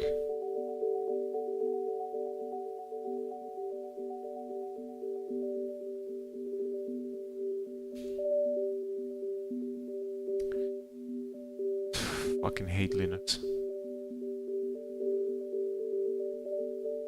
Hey there, so I tried the code that you gave me to list the block, and it doesn't work. It gives me an error in Termax that says inaccessible or not found. Gotcha. Thanks for letting me know. The command lsblk might not work in Termux because it doesn't have access to the same set of tools as a full Linux environment. Instead, let's use a different approach to find the block path of your SD card. Try this command instead.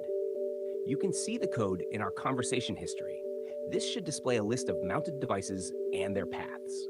Look for something related to your SD card, such as dev block or dev mmcblk. Let me know what you see.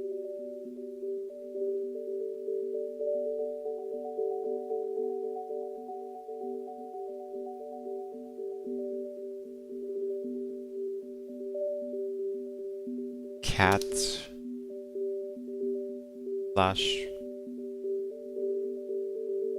/ROC /mounts. That's a lot of information.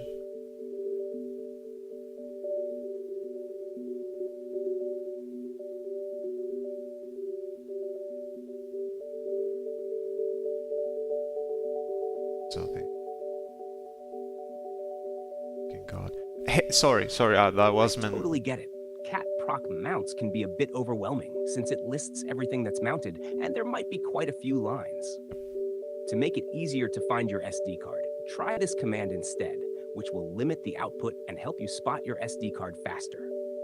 You can see the code in our conversation history. This will only show entries related to your SD card. Let me know what you find.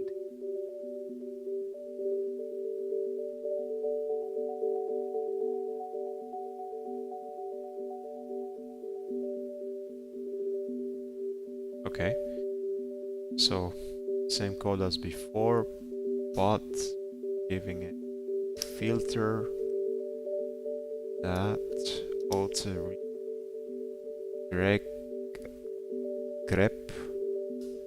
mmc lk memory.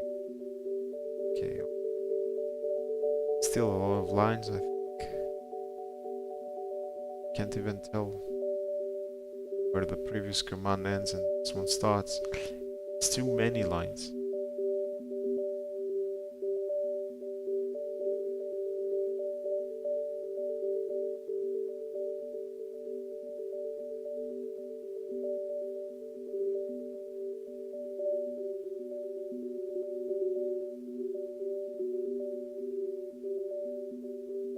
This is insane.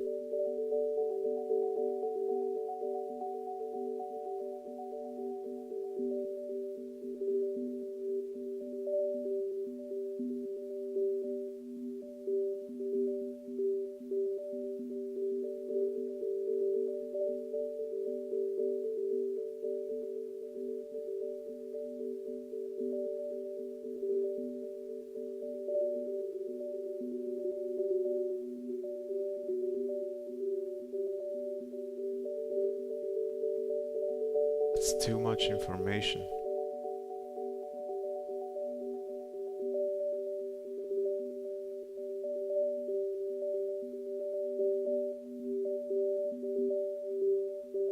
Excuse me, how can I identify which of these results is the SD card? Good question. When you run the command with grep mmcblk, you should see entries that include something like dev/mmcblk1 or /demcblk0 or similar, which are usually the SD card or internal storage. To identify which result is the SD card, look for the following clues. Size. The SD card will usually show a larger size than the internal storage, unless your device has a very small internal storage. Mount point. The SD card is often mounted under a path like storage SD card 1 or /ment media rbut, depending on your device. If you're still unsure, let me know what the entries look like, and I can help you narrow it down.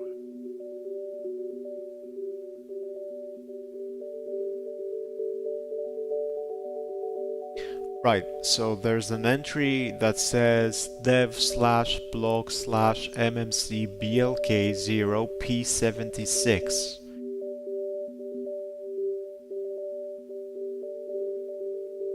It looks like the path you're seeing, stevblock/mmcbl0p76, is the partition for your SD card. The mmcblk0 typically refers to the primary storage, like the internal storage, and the p76 at the end indicates a specific partition on the SD card. Since this is the partition you're interested in, we can move forward by using this block path to format the card. If you're ready, we can proceed with the next step to format it with the FAT32 file system and 32K clusters. Let me know if you're ready to go. I'm not really sure if that's the SD card. There's a lot of P and then numbers files, like a P80, P76, P63. There's a lot of them, and as you said, there's also P42, P32, P45. These are partitions. How do you distinguish which one's the SD card and which one isn't? There's just so many options here. It's not very easy to go through this information as a human. It would take so much time. You're absolutely right. With so many partitions listed, it can be tricky to distinguish which one is your SD card. Here's how we can refine the search. 1. Check the mount points. The SD card usually has a unique mount point, like /storage SD card 1, /eminish media RW/ or something similar. If you see one of these, that's likely the SD card. 2. Check the size. You can check the size of each partition using this command. You can see the code in our conversation history. This will list the size of each block device, and the SD card should be significantly larger than internal partitions. The SD card might also show up as MMC BLK1 or MMC BLK2, which would be a clue that it's your external storage. 3. Use dumpsys to find external storage. If you're still unsure, try running this command to get a list of storage devices and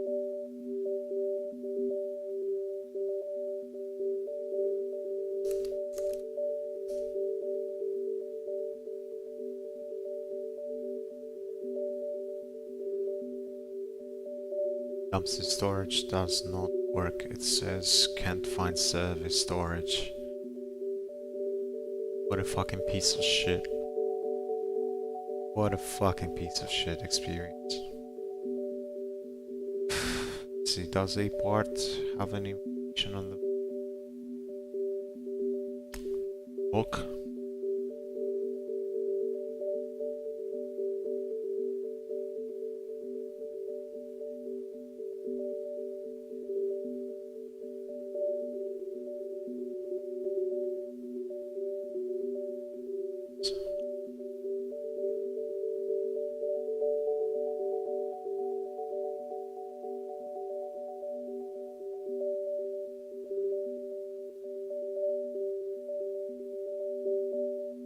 Information about the block.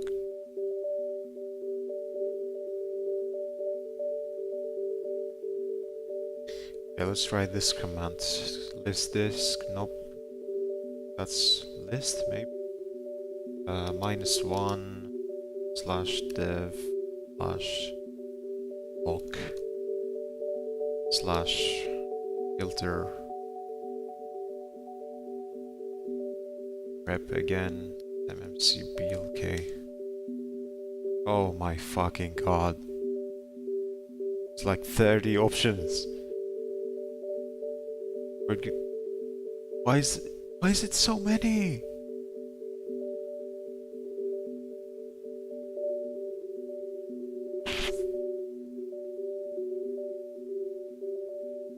Okay, so I tried the latest command you gave me, and at least the results are a bit more readable. But there's so many results. I'll give you some examples. Maybe you can help me understand what they are. There's MMC BLK0, and then MMC BLK0 P1, P10, P11, P12, 13, 14, blah blah blah blah blah. And I'm scrolling down and see more 0P numbers, and then there's a result MMC BLK1 and MMC BLK1 P1. Would you say that there's a high chance out of all of these results that MMC BLK1 and MMC BLK1 P1 is the SD card?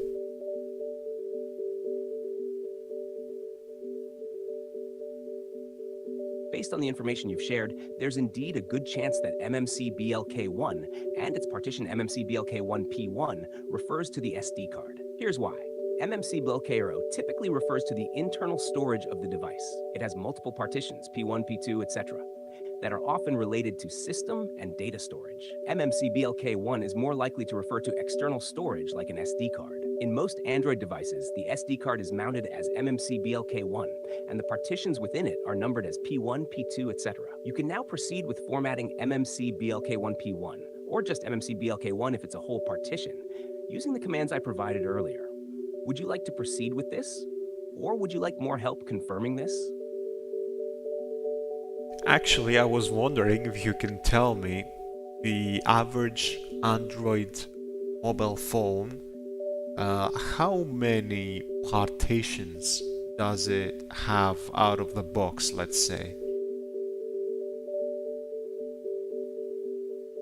Great question. The number of partitions on an Android phone can vary depending on the manufacturer, model, and how it's configured. However, most Android phones have at least the following partitions out of the box. 1. System partition /system. This contains the Android OS and core system files. 2. Boot partition. Boot contains the bootloader and kernel files needed to start the device. 3. Recovery partition. Recovery stores the recovery environment for system restoration and updates. Data partition / data stores user data, apps, and app data. 5. Cache partition. Cache. Temporary files, logs, and cache data are stored here. 6. Metadata partition / metadata stores information about the device, such as encryption details. 7. Vendor partition. Vendor contains hardware-specific drivers and vendor-specific code, often used on devices with Project Treble. If you have an SD card inserted, you might see partitions for that too, typically listed as MMC BLK1 or higher, as we've discussed earlier. Some devices may have additional partitions for things like system image backups or pre-installed recovery versions, but the ones listed above are the typical core partitions you'll see. If you're seeing a lot of partitions, especially with MMCBLK0 and MMCBLK1, it might just be the way your phone is set up, where internal and external storage are separated into multiple partitions. Does this match what you're seeing on your device? Yeah, I think so. So it's safe to say that Android out of the box, on average, comes with more partitions compared to the average Windows system with one storage media. Exactly, that's a good way to put it. Android devices typically have multiple partitions, even with a single storage media, due to how Android organizes system files, data, recovery, and other partitions for efficiency, security, and performance. These partitions are used for different purposes, like system integrity, data isolation, and recovery. In contrast, a typical Windows system usually has just a few partitions, commonly one for the OS and another for recovery or system repair, depending on the setup. So yes, Android tends to have more partitions by default, even on a single storage medium, due to its system design. This separation also makes Android more flexible for things like updates, custom ROMs, and recovery, which is part of the reason why Android systems have that partitioning structure. Does this help clarify things for you? Yeah, absolutely. Thank you very much. You're very welcome. I'm glad I could help. If you have any more questions, feel free to ask anytime.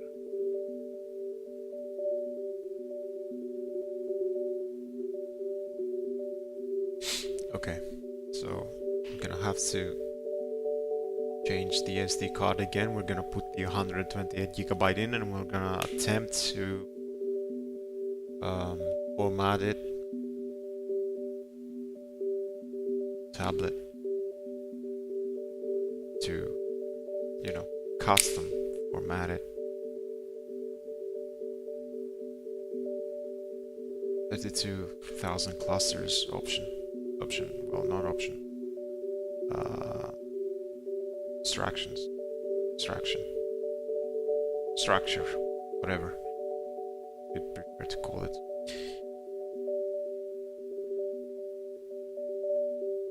In the meantime, I would like to ask this guy, hey there.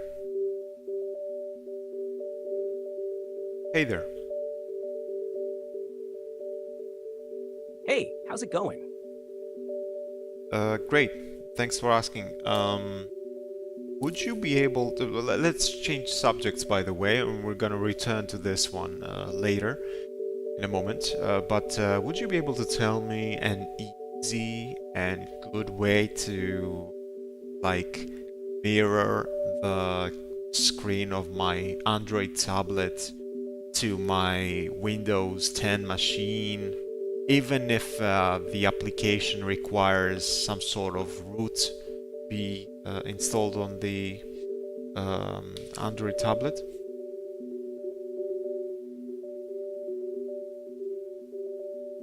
I'm glad things are going well. As for mirroring your Android tablet screen to a Windows 10 machine, there are a few good methods, even if you don't mind rooting your tablet. Here are a couple of options. 1. Scarsify, no root required. Scarsify is a free and open source tool that allows you to mirror your Android device to your Windows machine. It's super lightweight and doesn't require root access. Steps: 1. Download Scarsify from GitHub. Please open your app to see this link. 2. Install ADB Android Debug Bridge on your Windows machine if you haven't already. 3. Enable developer options on your Android tablet. Settings, About Tablet, tap on build number 7 times. 4. Enable USB debugging in developer options. 5. Connect your Android tablet to your Windows PC using a USB cable. 6. Open Command Prompt on your Windows machine. Navigate to the folder where ScoursePy is installed and run crcpy. ScarePy should automatically detect your tablet and mirror the screen. 2. VNC Server, root required. If you're okay with rooting your tablet, you can install a VNC server on your Android tablet, like Droid VNC, and then use a VNC client on your Windows machine to view the tablet screen. Steps 1. Root your tablet if it's not already rooted. 2. Install a VNC server on your tablet, like Droid VNC from the Play Store or other VNC apps. 3. Set up the VNC server with your preferred settings. 4. On your Windows machine, download a VNC client like Tight VNC or Real VNC. 5. Connect to the IP address of your tablet via the VNC client. ScareCpy is usually the most straightforward method, especially if you don't want to root your tablet. Does either of these sound like something you'd want to try? Yeah, could you tell me out of these options, and even more, if you find any worthwhile ones, has the best performance?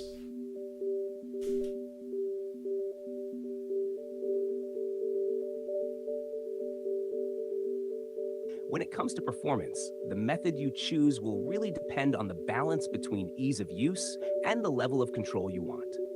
Here's a breakdown of the options, with performance as a key factor. 1 CRPI, no root required. Performance, best overall performance.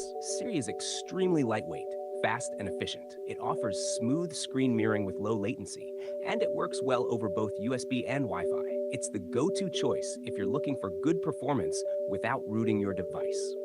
Pros: high performance, low latency, minimal resource usage, free and open source, no root required. Cons: limited control over the device, can't use touch input or some apps that require root unless you set up additional tools.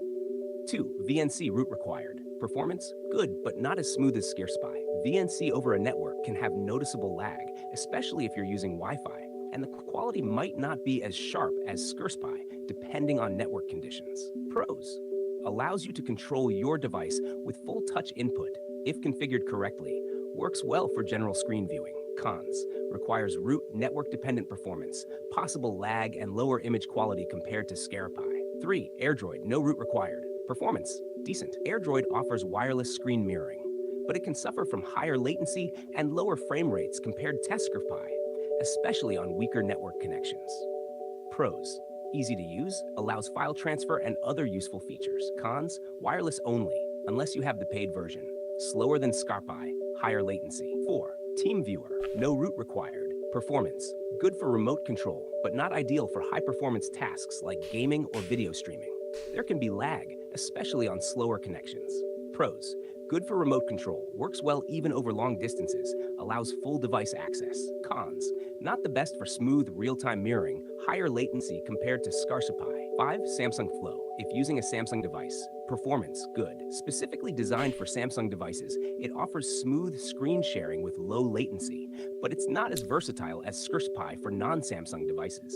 Pros: smooth, works well on Samsung devices, allows sharing across devices. Cons: limited to Samsung devices. Some users report issues with certain versions. Conclusion: best for performance. ScareSpy is the clear winner for the best performance in terms of screen mirroring, offering low latency and smooth image quality. Good alternative if rooting is acceptable. VNC can work well, but it might have a bit more lag and lower quality. For wireless mirroring, AirDroid or TeamViewer can be good. Jesus Christ.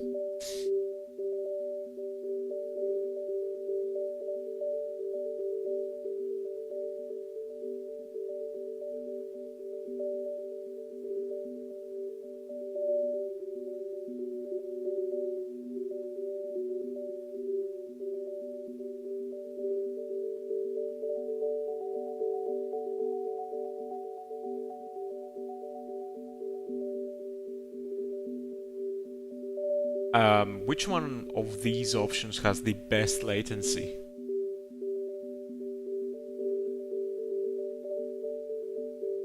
When it comes to latency, the best option for screen mirroring is ScareCpy. It is specifically designed to offer low latency mirroring, especially when using a USB connection. The performance is incredibly smooth and the lag is minimal, making it ideal for real-time activities like gaming or even video streaming. Here's how it compares in terms of latency. 1. ScarSpy, no root required, latency, lowest latency. When connected via USB, ScarSpy offers extremely low latency, making it the best option for tasks that require real-time feedback, e.g. gaming or interacting with apps. 2. VNC, root required, higher latency than Escapy. While VNC can provide full control, the latency depends on the network connection. Even with USB, VNC typically doesn't perform as well as ScarSpy in terms of lag. Best for remote access and control, but not ideal for real-time activities. 3. AirDroid, no root required. Latency, higher latency than Squi, especially when using wireless connection. The performance will degrade if your Wi-Fi is slow or unstable. Best for general use, but not for latency-sensitive tasks. 4. TeamViewer, no root required. Latency, similar to VNC, often higher latency. It's designed for remote control, so while it's good for low-intensity tasks, it's not ideal for gaming or anything requiring high responsiveness. Best for remote control and access over long distances, but with more noticeable lag. 5. Samsung Flow. If using a Samsung device, latency, low latency, but it can vary based on device and network conditions. It's not as optimized for all devices as a ScarSpy, so the performance might not be as consistent. Best for seamless mirroring between Samsung devices with relatively low latency. Conclusion: for the lowest latency, ScarSpy is your best bet. It outperforms the others, especially over USB in terms of responsiveness. If latency is your main concern, you should stick with a ScarSpy. Would you like help setting it up?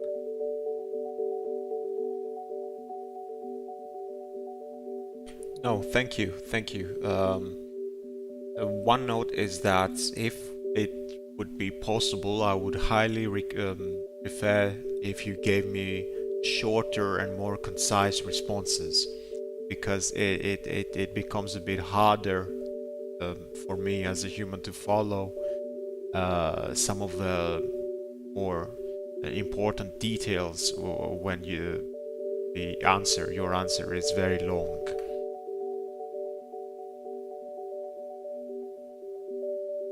Got it. I'll keep it shorter from now on. Let me know if you need anything else. Thanks. You're welcome.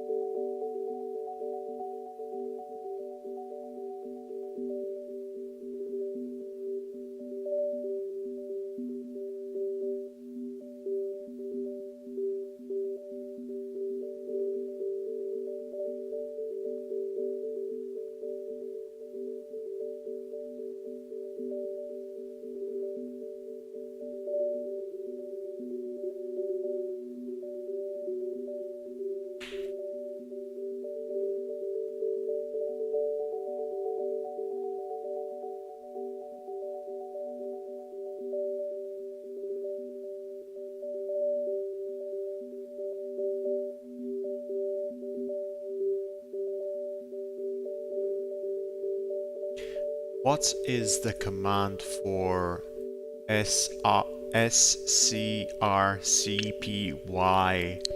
to connect to my device, Android device.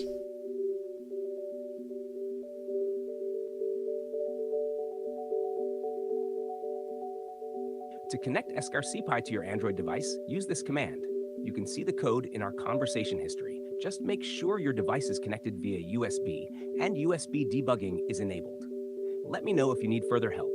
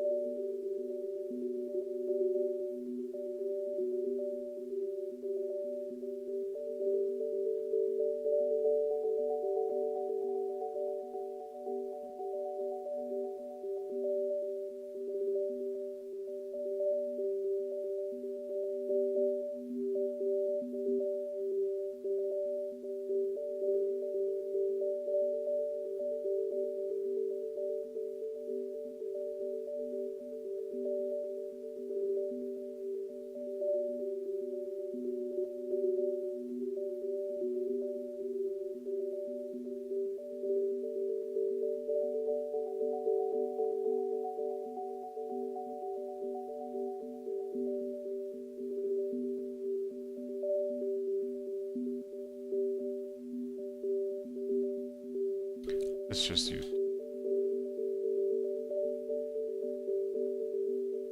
Great. To use SCAR-CPI over USB, 1. Connect your Android device to your PC via USB. 2.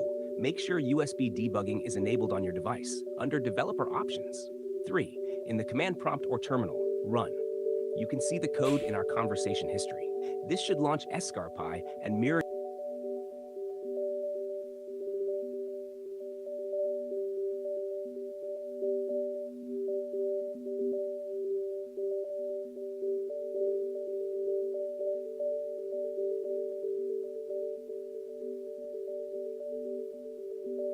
It worked. Thanks.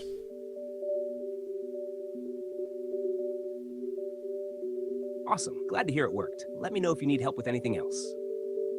Yeah, excuse me. Could you give me the command so that it runs at its native resolution at 60 frames per second? To run SCAR-CPI at the native resolution and 60 frames per second, use this command. You can see the code in our conversation history. Max size 0 keeps the native resolution. Frame rate 60 sets the frame rate to 60 FPS. This should give you the best quality and smoothness.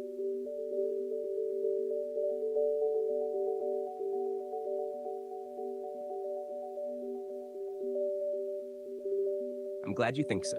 SCAR-CPI has a lot of useful options. If you ever want to explore more settings or need further adjustments, feel free to ask. Thanks.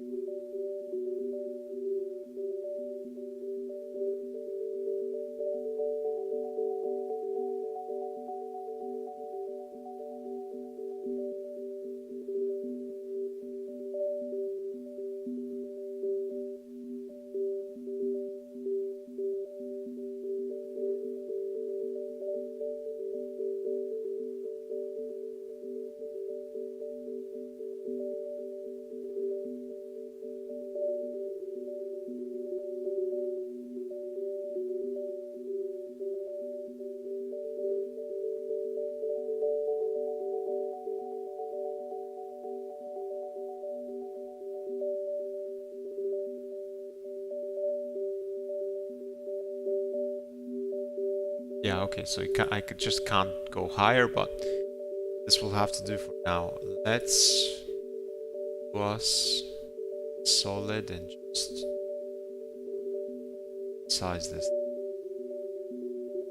for the stream. Add it as a separate tablet.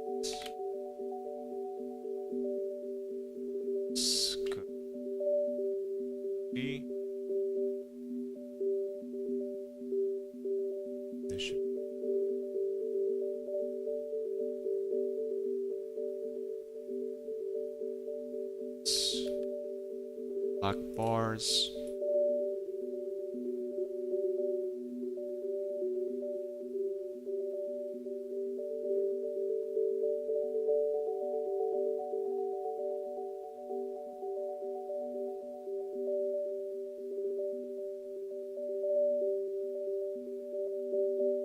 There.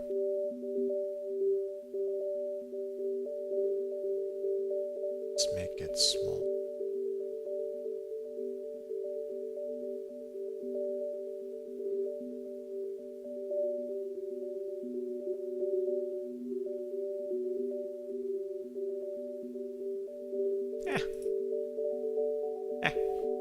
It's fine.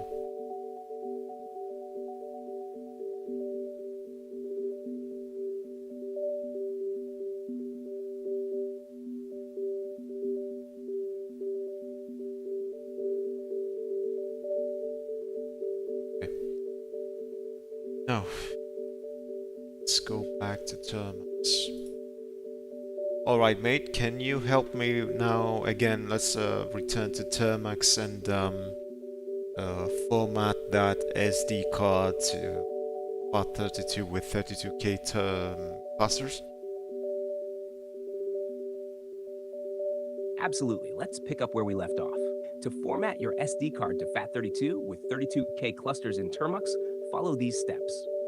1. First, make sure you're connected to your device and that you have super user access. 2. You'll need to use mkfs.fat, part of the DOSF-stools package, to format the partition. Run the following command. You can see the code in our conversation history, explanation.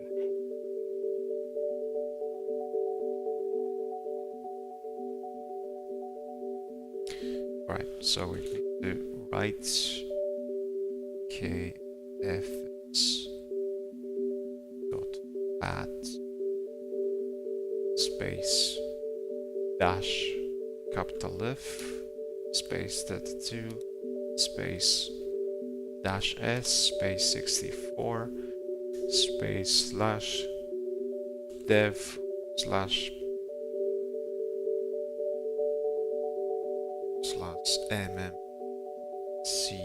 mmclk 1. It's got an explanation too. GG. Forces FAT32 format. Sets the cluster size to 32K, which is 64 sectors of 512 bytes. This is our part.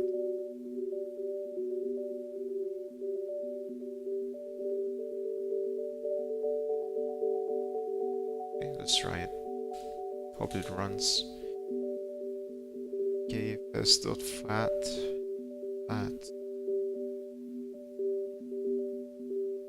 accessible or not found. Give me a fucking break.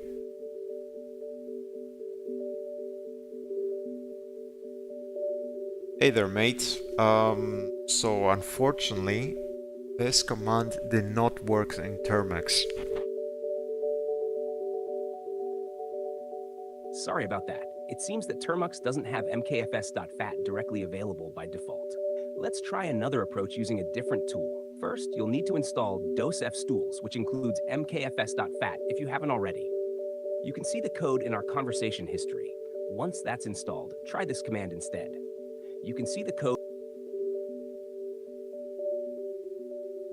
Alright, let's install p install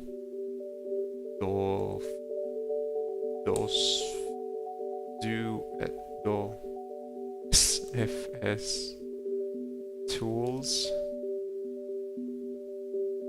Enter. AG inaccessible or not found. Are you fucking kidding me? I did write it properly, no? Hey.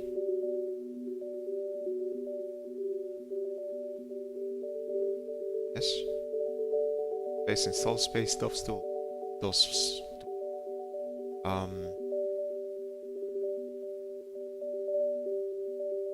Mate. The command, the pkg command doesn't Sorry about work. that. Looks like I made an error. Let's try another way. Termux might not have all the tools you'd need for this task, but here's what we can try instead. You can use fdisk to format your SD card. Here's what you can do. 1. First, list your partitions to confirm the correct device name. You can see the code in our conversation history.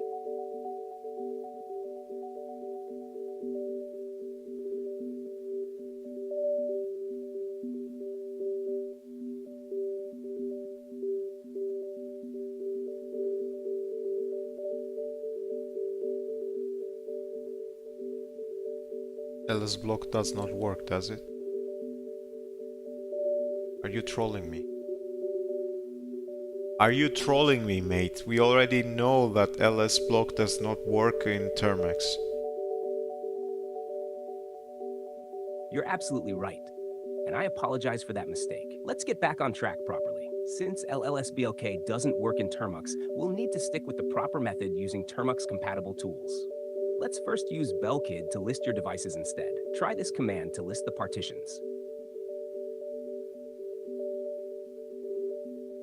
Block ID.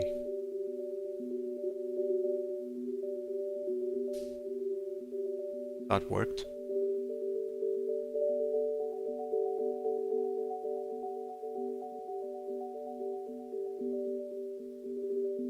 Well, we have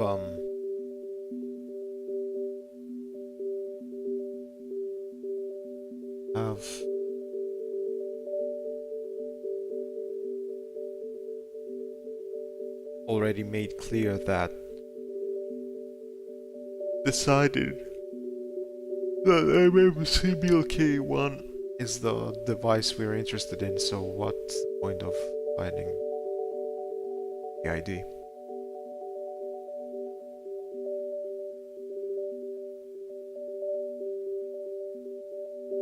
Alright, what's the next step? Thanks for sticking with me. Now that you've identified the SD card partition using belkid, we'll format it to FAT32 with 32K clusters. Here's the next step. 1. First, make sure DosFstools is installed. If you haven't already done so, install it. You can see the code in our conversation history. 2. Then format the SD.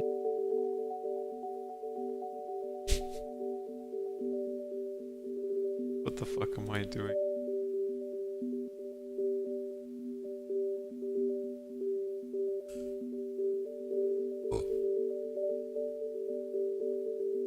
I'm getting really disappointed, mate, because we were just talking about this command not working, the bkg command not working in Termux, and you're telling me to try it again?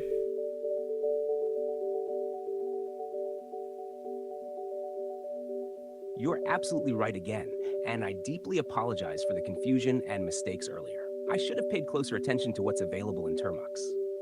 Let's get this back on track. Since PG installed DosFstools and LSBLK don't work in Termux, we need to approach this with the tools Termux supports. Here's what we'll do. 1. Identify your SD card partition using the cat command to read the system logs. You can see the code in our conversation history. Look for the entry related to your SD card. It will be something like devblock/mmsa1p1. This will give you the correct partition. 2. Format the SD card using BusyBox, which Termux should have. Try this. You can see the code. BusyBox. Kind of fucking name.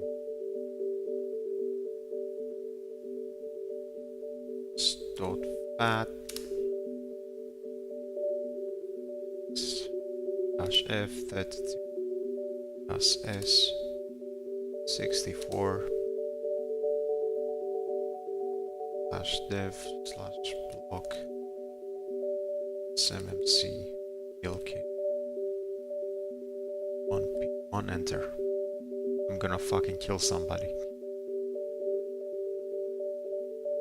BusyBox does not work either. Please give me a solution or tell me that you are not able to. I apologize for all the confusion and frustration, mate. It seems that Termux does indeed have limited support for some formatting tools like mkfs.fat and BusyBox in this case. Unfortunately, formatting the SD card with FAT32 and custom cluster sizes using Termux is not feasible with the available tools. Termux lacks the necessary utilities like mkfs.fat, fdisk, etc. in this situation. The solution here would be to use an alternative approach. You can connect your SD card to a Windows or Linux computer and format it with FAT32 and the desired 32K clusters using tools like Mini-Tool Partition Wizard or gparted. Alternatively, if you are looking to stick with Android, you might need a specialized app that allows for more advanced partitioning and formatting, though rooting your device may be required for some apps. I'm really sorry for not being able to help with Termux here. Let me know if you'd like guidance on using other methods. I had already told you that I do not have a reader to connect the device on a computer. Why do you not remember this?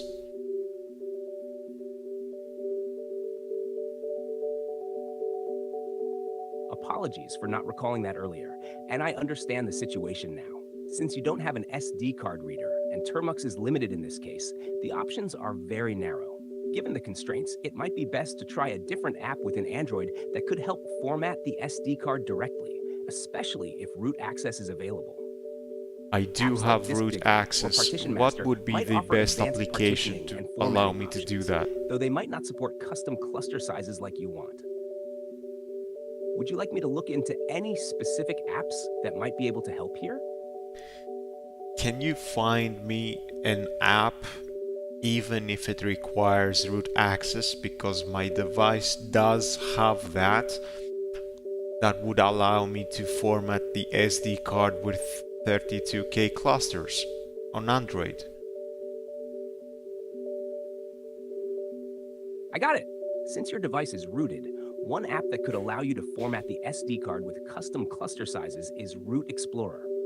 It's a file manager with root access that gives you control over the device's storage partitions. However, for partitioning and formatting SD cards with specific cluster sizes, you'll likely need an app like Mini-Tool Partition, though it's mostly desktop, or another app like Amaze File Manager with advanced storage management options. Unfortunately, there isn't a direct Android app with an easy GUI specifically for setting custom cluster sizes for SD card formatting like you'd get on a desktop partition manager. You could also consider Termux again with more custom scripts, but I realize that's proven tricky. Would you like me to continue looking for more Android apps, or perhaps guide you on using Root Explorer for manual partition management? Can Root Explorer format the SD card with custom clusters? Unfortunately, Root Explorer doesn't provide the option to format SD cards with custom cluster sizes. It mainly serves as a file manager for rooted devices, giving you access to system files, but it doesn't have advanced partitioning or formatting features. For custom cluster sizes like 32K, you typically need more specialized partitioning tools, and Root Explorer won't be able to do that on its own. Since you need custom cluster sizes, your best bet would still be using desktop software like gparted or Mini-Tool Partition Wizard if possible, or a more advanced Android tool. However, for precise control over partitioning, apps on Android are limited compared to desktop utilities. Let me know if you'd like further suggestions on any other tools that might help. Why is it not possible to format an SD card with custom clusters in any way on an Android device? Shouldn't it be simple, even through a command line interface, to be able to do that? Isn't that a simple functionality? You raise a great point. It should be possible to format an SD card with custom cluster sizes, especially with root access and using a command line interface on Android. Technically, Linux, which Android is built on, does support custom formatting options like FAT32 with specific cluster sizes via tools like mkfs.fat and fdisk. However, the reason it's not straightforward on Android lies in several factors. 1. Limited tools. While Linux itself supports these commands, Android doesn't natively include partitioning tools like mkfs.fat or gparted in its environment, and Termux doesn't have full support for them. That's why apps and tools for formatting are generally more restricted. 2. App restrictions. Even if you have root access, many partitioning tools and custom formatting features are often missing from Android apps. Most Android apps are designed to be safer, and avoid accidentally damaging partitions, which limits their ability to perform low-level tasks like custom cluster sizes. 3. Android's file system design. Android's file system management is more optimized for mobile devices and doesn't prioritize low-level partitioning and advanced file system setups like a desktop operating system would. 4. Device-specific drivers. Some devices may not fully support low-level partitioning over Android, even with root access, as their storage drivers are designed to be more restrictive for safety and consistency. Technically speaking, it's not an impossible task, but Android isn't designed with that level of fine control in mind.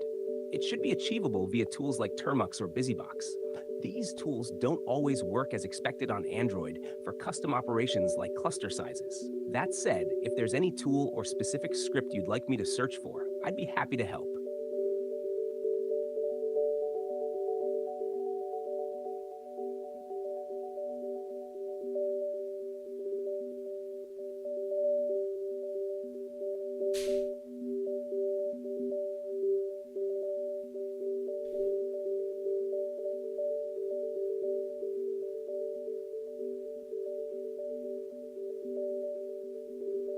Is it possible to format an SD card on Android with custom clusters?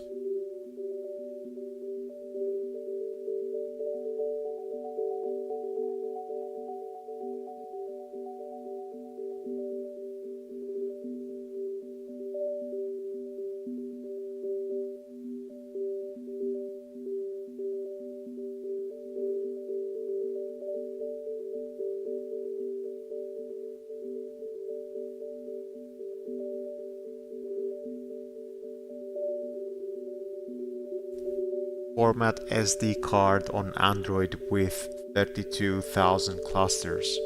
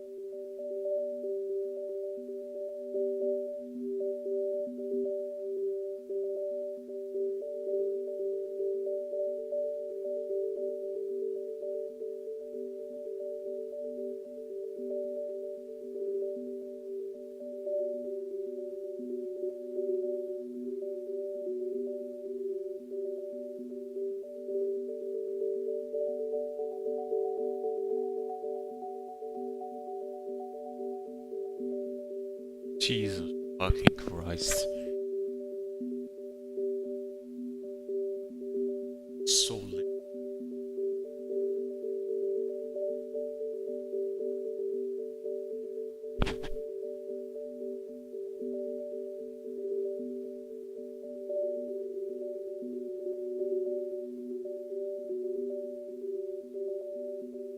I guess it's not possible.